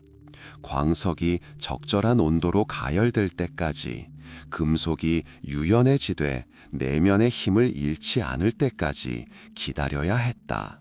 이 기다림, 망치질 사이의 이 멈춤은 깊은 의미로 가득 차 있었다. 그 안에서 집중력이 탄생했고 지혜가 탄생했다. 헤파이스토스는 완벽함은 순식간에 이루어지지 않는다는 것을 알고 있었다. 수천 번의 작은 발걸음, 무수한 시도, 그리고 지치지 않는 끈기에서 탄생하는 것이다. 그는 불과 장인의 재능을 선물 받은 필멸자들이 때때로 어떻게 절망에 빠지는지 보았다. 그들의 첫 작품이 어떻게 불완전하고 어떻게 부서지고 어떻게 실패하는지 보았다.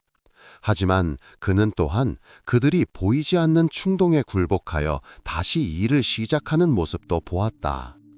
그들이 자신의 실수에서 배웠듯이 헤파이스토스는 자신의 실수에서 교훈을 얻었다.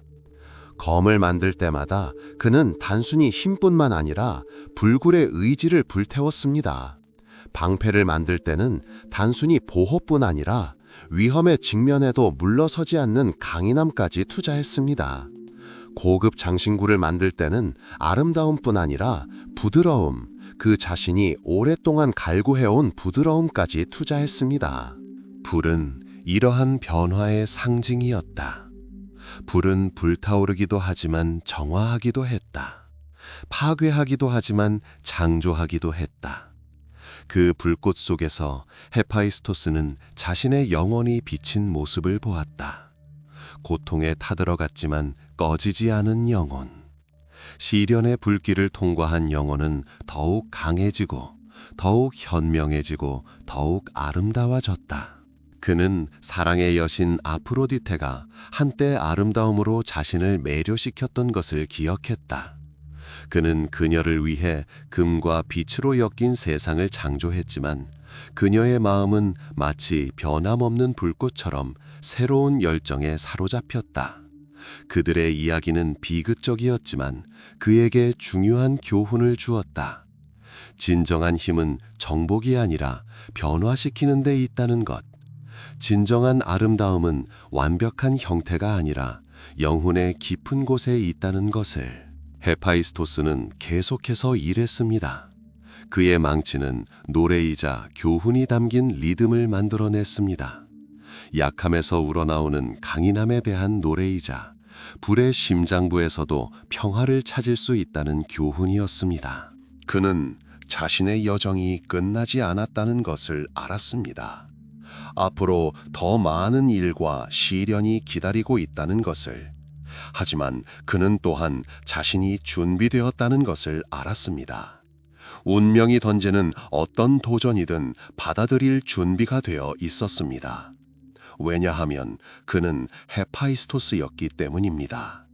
불의 신이자 올림포스의 대장장이 인내와 끈기 그리고 영원한 변화에서 태어난 힘을 가진 대가였기 때문입니다.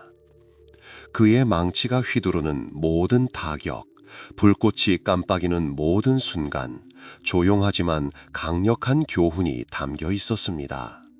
가장 어두운 불조차도 정화할 수 있으며 가장 혹독한 시련도 아름다운 무언가의 탄생으로 이어질 수 있다는 것입니다. 그것은 그가 스스로 깨달은 교훈이었고 이제 그는 그것을 세상에 전했습니다.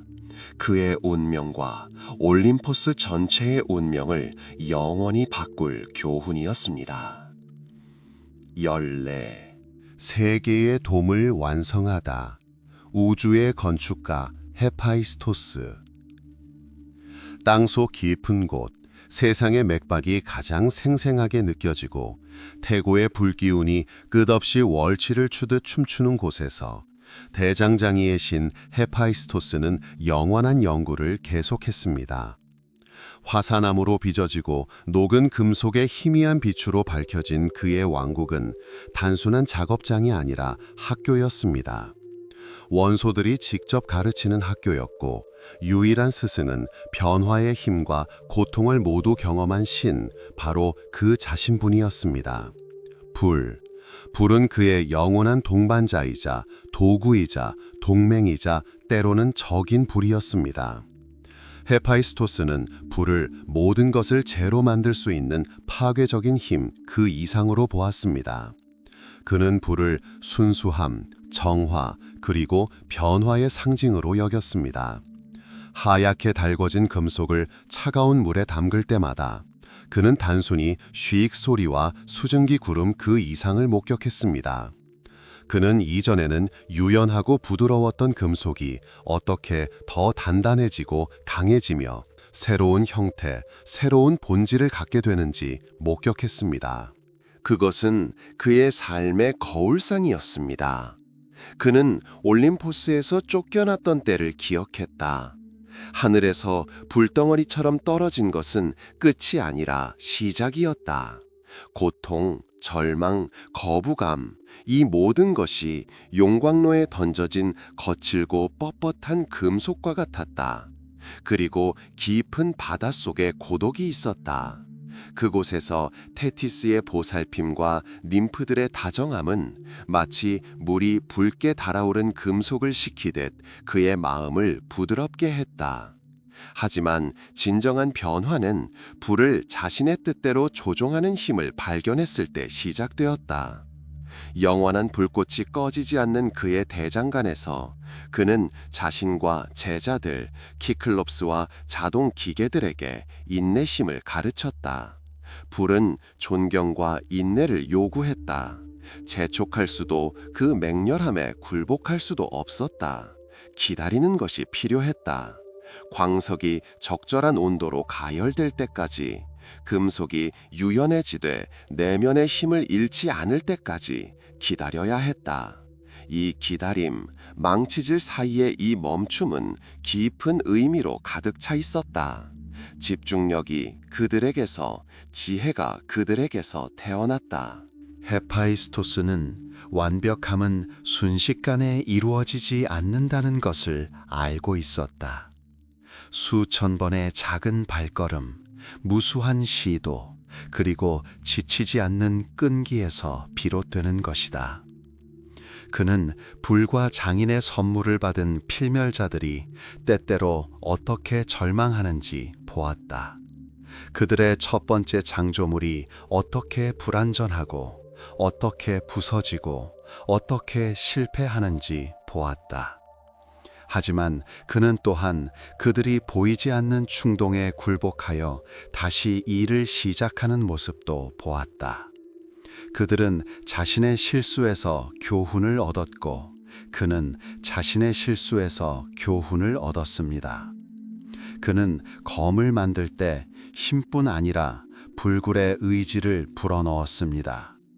방패를 만들 때 보호뿐 아니라 위험에 직면해도 물러서지 않는 강인함을 담았습니다. 훌륭한 보석을 만들 때 아름다움뿐 아니라 부드러움, 그가 오랫동안 갈구해온 부드러움을 담았습니다. 불은 이러한 변화의 상징이었습니다. 불은 불타오르기도 하지만 정화하기도 했습니다. 파괴하기도 하지만 창조하기도 했습니다. 그 불꽃 속에서 헤파이스토스는 자신의 영혼이 비친 모습을 보았습니다. 고통으로 타올랐지만 꺼지지 않는 영혼이었습니다. 시련의 불길을 겪으며 더 강하고 더 현명하고 더 아름다워진 영혼이었습니다. 그는 사랑의 여신 아프로디테가 한때 아름다움으로 자신을 매료시켰던 것을 기억했습니다. 그는 그녀를 위해 금과 빛으로 엮인 세상을 창조했지만 변덕스러운 불꽃처럼 그녀의 마음은 새로운 열정에 사로잡혔습니다. 그들의 이야기는 비극적이었지만 그에게 중요한 교훈을 주었습니다. 진정한 힘은 정복이 아니라 변화라는 것을, 진정한 아름다움은 완벽한 형태가 아니라 영혼의 깊은 곳에 있다는 것을 말입니다. 하지만 시간이 흐르면서 헤파이스토스의 영원한 노동은 새롭고 거대한 규모로 확장되기 시작했습니다. 수세기에 걸쳐 갈고 닦은 그의 기술은 더 이상 개별적인 사물을 창조하는 것을 넘어 완벽해졌습니다. 그는 세상을 이질적인 요소들의 집합이 아닌 조화와 질서가 필요한 하나의 전체로 보기 시작했습니다. 한때 내면 대장간의 열기를 향해 향했던 그의 시선은 이제 하늘로 향했습니다. 그는 건축가가 되었습니다. 돌과 나무가 아닌 빛과 에테르, 존재의 구조 그 자체를 창조하는 건축가가 되었습니다. 제우스는 헤파이스토스의 불굴의 힘, 고통에서 비롯된 무한한 기술과 지혜를 보고 신들에게 맡겨진 그 어떤 것보다 더 위대한 임무를 그에게 맡겼습니다. 아들아, 헤파이스토스, 최고신의 목소리가 멀리서 천둥처럼 울려 퍼졌습니다. 올림포스는 건재하지만 우리 세계는 더 튼튼한 토대가 필요합니다. 불과 금속을 다스리고 창조의 비밀을 아는 자여, 우리를 위해 돔을 만들어내야 합니다. 세상을 감싸안고 혼돈과 적대적인 세력으로부터 지켜줄 돔을 말입니다. 헤파이스토스는 조용히 위엄 있게 도전을 받아들였다. 그는 이것이 자신의 가장 위대한 업적이자 마지막 작품이 될 것임을 알고 있었다. 그는 철이나 청동으로 이 작품을 만들지 않았다. 그의 재료는 빛 그 자체였다. 새벽을 모으고 해질녘을 포착하고 별빛과 아득히 먼 은하계의 빛을 그 안에 엮어 넣었다. 그의 대장간은 산 동굴 넘어 우주의 끝자락까지 뻗어나갔다.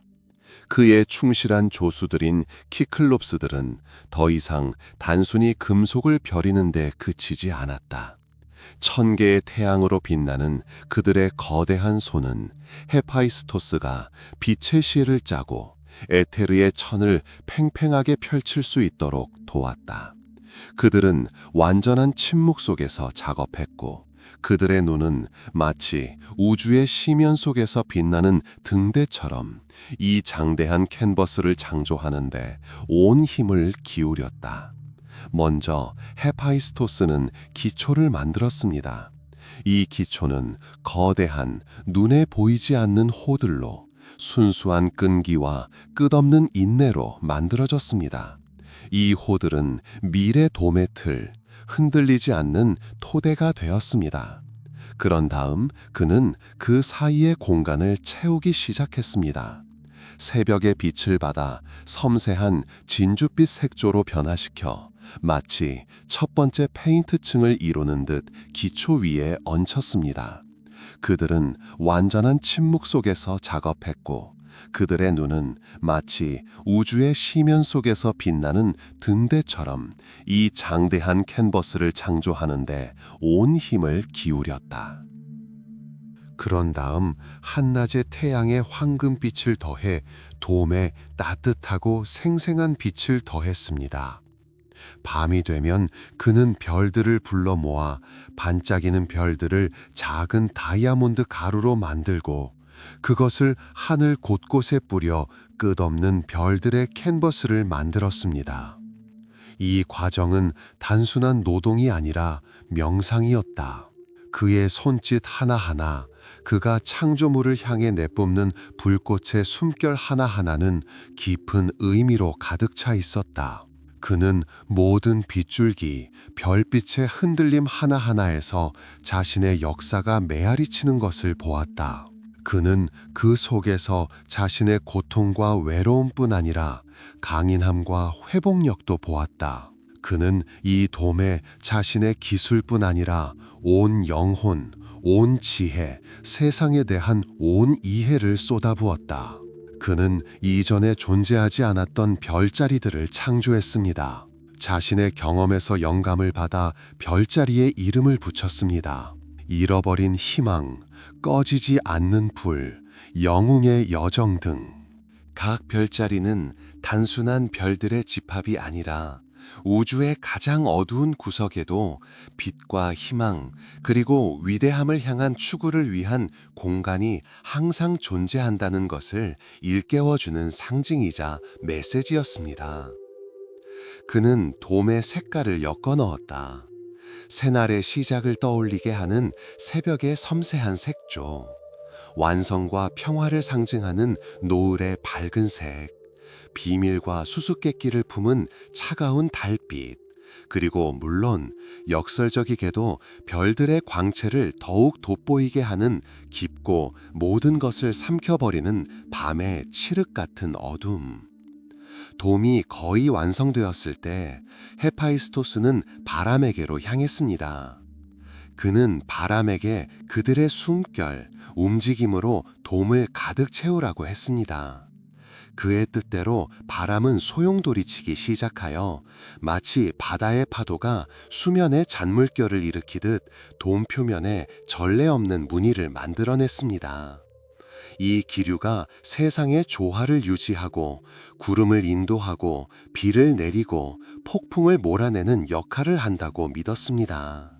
마침내 마지막 빗줄기가 짜여지고 마지막 별자리가 그 자리를 차지했을 때 헤파이스토스는 자신의 창조물을 바라보았습니다. 그것은 단순한 돔이 아니었습니다. 천상의 겁줄 속에 갇힌 세상이었습니다. 그는 그 안에서 자신이 경험했던 모든 것, 즉 타락, 외로움, 고통뿐만 아니라 사랑, 용서, 그리고 힘의 반영을 보았습니다. 그는 그 안에서 빛과 별의 언어로 전해지는 자신의 이야기를 보았습니다. 헤파이스토스가 만든 세상의 돔은 단순한 천문 현상이 아니었습니다. 그것은 신성한 조화의 구현이자 가장 배척당하고 가장 불완전한 존재조차도 우주의 건축가가 될 수 있다는 사실을 증명하는 것이었습니다. 그는 단순한 천상의 금고를 만든 것이 아니라 희망의 상징을 창조했습니다. 우리 각자가 신성의 불꽃, 세상을 변화시킬 수 있는 불꽃, 시련의 불길을 통과한 그 불꽃은 영원한 빛의 원천이 될 수 있음을 일깨워주는 것이었습니다. 그리고 마지막 별들이 자리를 잡고 우주의 고요함이 그의 창조의 메아리로 가득 찼을 때 헤파이스토스는 피로가 아닌 평화를 느꼈습니다. 그는 여정을 끝냈습니다. 추락으로 시작했지만 올림퍼스가 본 것 중 가장 아름다운 것의 창조로 끝난 여정이었습니다. 계속됩니다. 15. 영원한 일과 평화. 헤파이스토스는 조화와 질서의 수호자입니다. 빛과 별들로 빚어낸 세상의 돔은 이제 만물 위로 펼쳐져 신성한 광채로 빛나고 있었다. 불과 장인의 신 헤파이스토스는 거대한 대장간의 중심에 서 있었고 그곳에서는 영원한 불꽃이 꾸준하고 고요한 리듬으로 춤을 추고 있었다. 한때 일그러져 있던 그의 손은 이제 서두르지 않고 우아하게 움직이며 그의 장대한 창조물의 마무리 작업을 하고 있었다. 더 이상 서두르거나 절망할 틈이 없었다. 오직 자신의 예술의 한계를 깨달은 장인의 고요하고도 깊은 만족감만이 가득했다. 그는 자신은 지하 왕국을 감싸는 에메랄드빛 물결 사이로 황금빛 빛이 굴절되는 모습을 지켜보았다.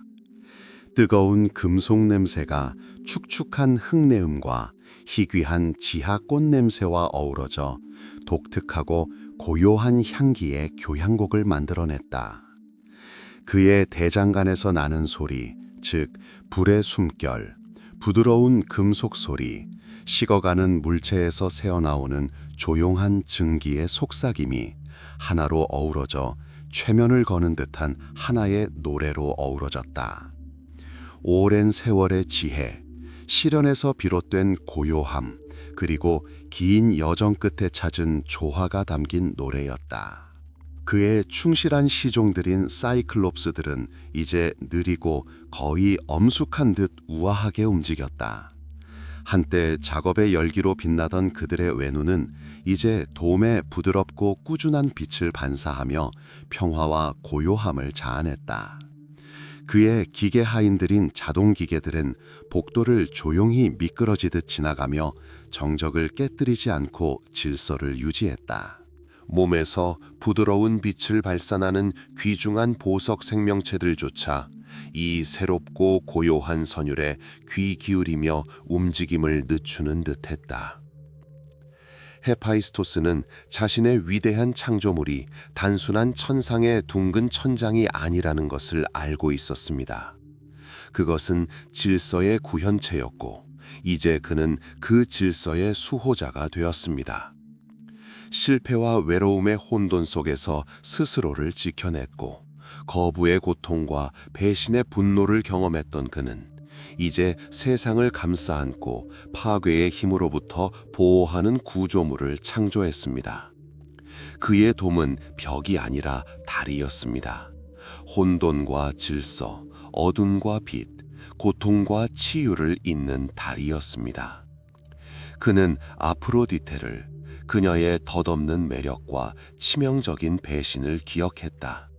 그 열정의 재는 오래전에 사라져버리고 지혜의 씁쓸한 맛만 남았다.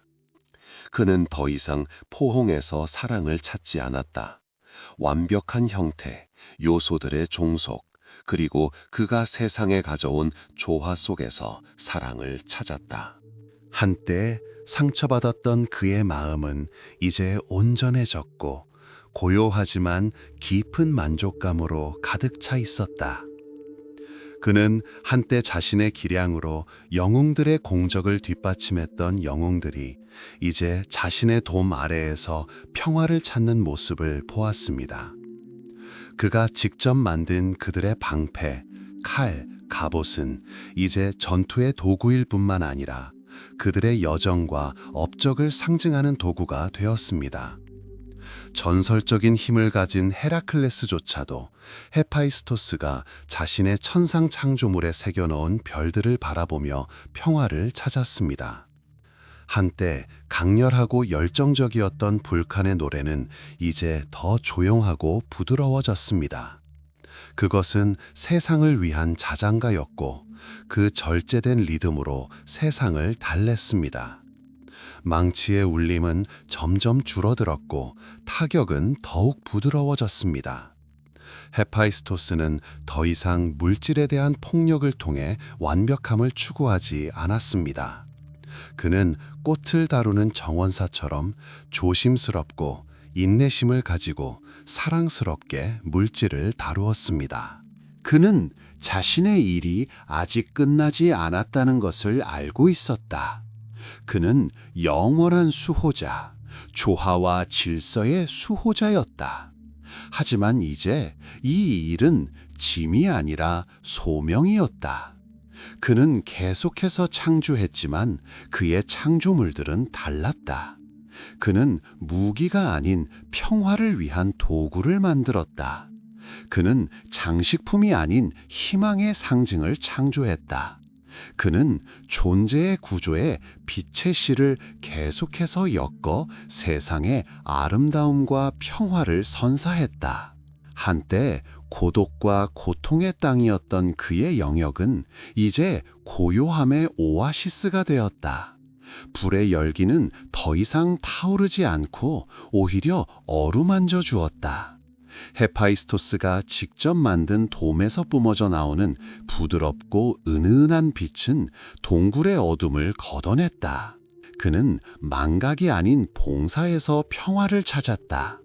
그는 호의가 아닌 노고와 무한한 기술을 통해 자신의 자리를 찾았다. 마지막 햇살이 사라지고 세상 위 하늘이 수천 개의 별빛으로 가득 차자 헤파이스토스는 부드러운 화산재 침대 위에 털썩 주저앉았다. 땅의 온기가 부드러운 담요처럼 그를 감싸 안았다. 그는 눈을 감고 왕국의 부드러운 노래를 들었다. 그 노래는 이제 잠든 세상의 숨결에 섞여 있었다. 그의 일은 영원했지만 그 순간 그는 스스로에게 평화를 허락했습니다. 가장 위대한 업적을 완수한 거장의 평화, 세상이 믿음직한 보호 아래 있음을 아는 수호자의 평화. 그의 꿈은 별빛, 바람의 속삭임, 그리고 대장 간의 고요하고 고요한 웅웅거림으로 가득했습니다. 그리고 그 평화 속에서 버림받은 아들 헤파이스토스는 자신의 진정한 소명을 찾았습니다. 그는 단순한 불의 신이 아니었습니다. 그는 창조의 신, 조화의 수호자, 세상의 건축가였습니다. 그리고 그의 영원한 일, 그의 영원한 평화 속에서 그는 불멸을 찾았습니다. 잠이 부드러운 담요처럼 세상을 감쌌다. 침묵은 더욱 깊어졌다. 이 침묵 속에서 멀리서 별빛이 깜빡이는 어둠 속에서 땅속 깊은 곳에서 잠든 헤파이스토스의 고요하고 고요한 숨소리가 들려왔다. 그의 대장간은 고요했다. 불은 꺼져가는 양초처럼 고요하고 부드럽게 타올랐다. 하지만 그 빛, 그의 창조물의 빛은 계속 빛나며 세상을 달래고 평화와 조화를 가져다 주었다. 그렇게 빛과 별들로 만들어진 돔 아래 잠의 품에 안겨 세상은 침묵 속으로 가라앉았다. 헤파이스토스가 다시 깨어날 새날을 준비하며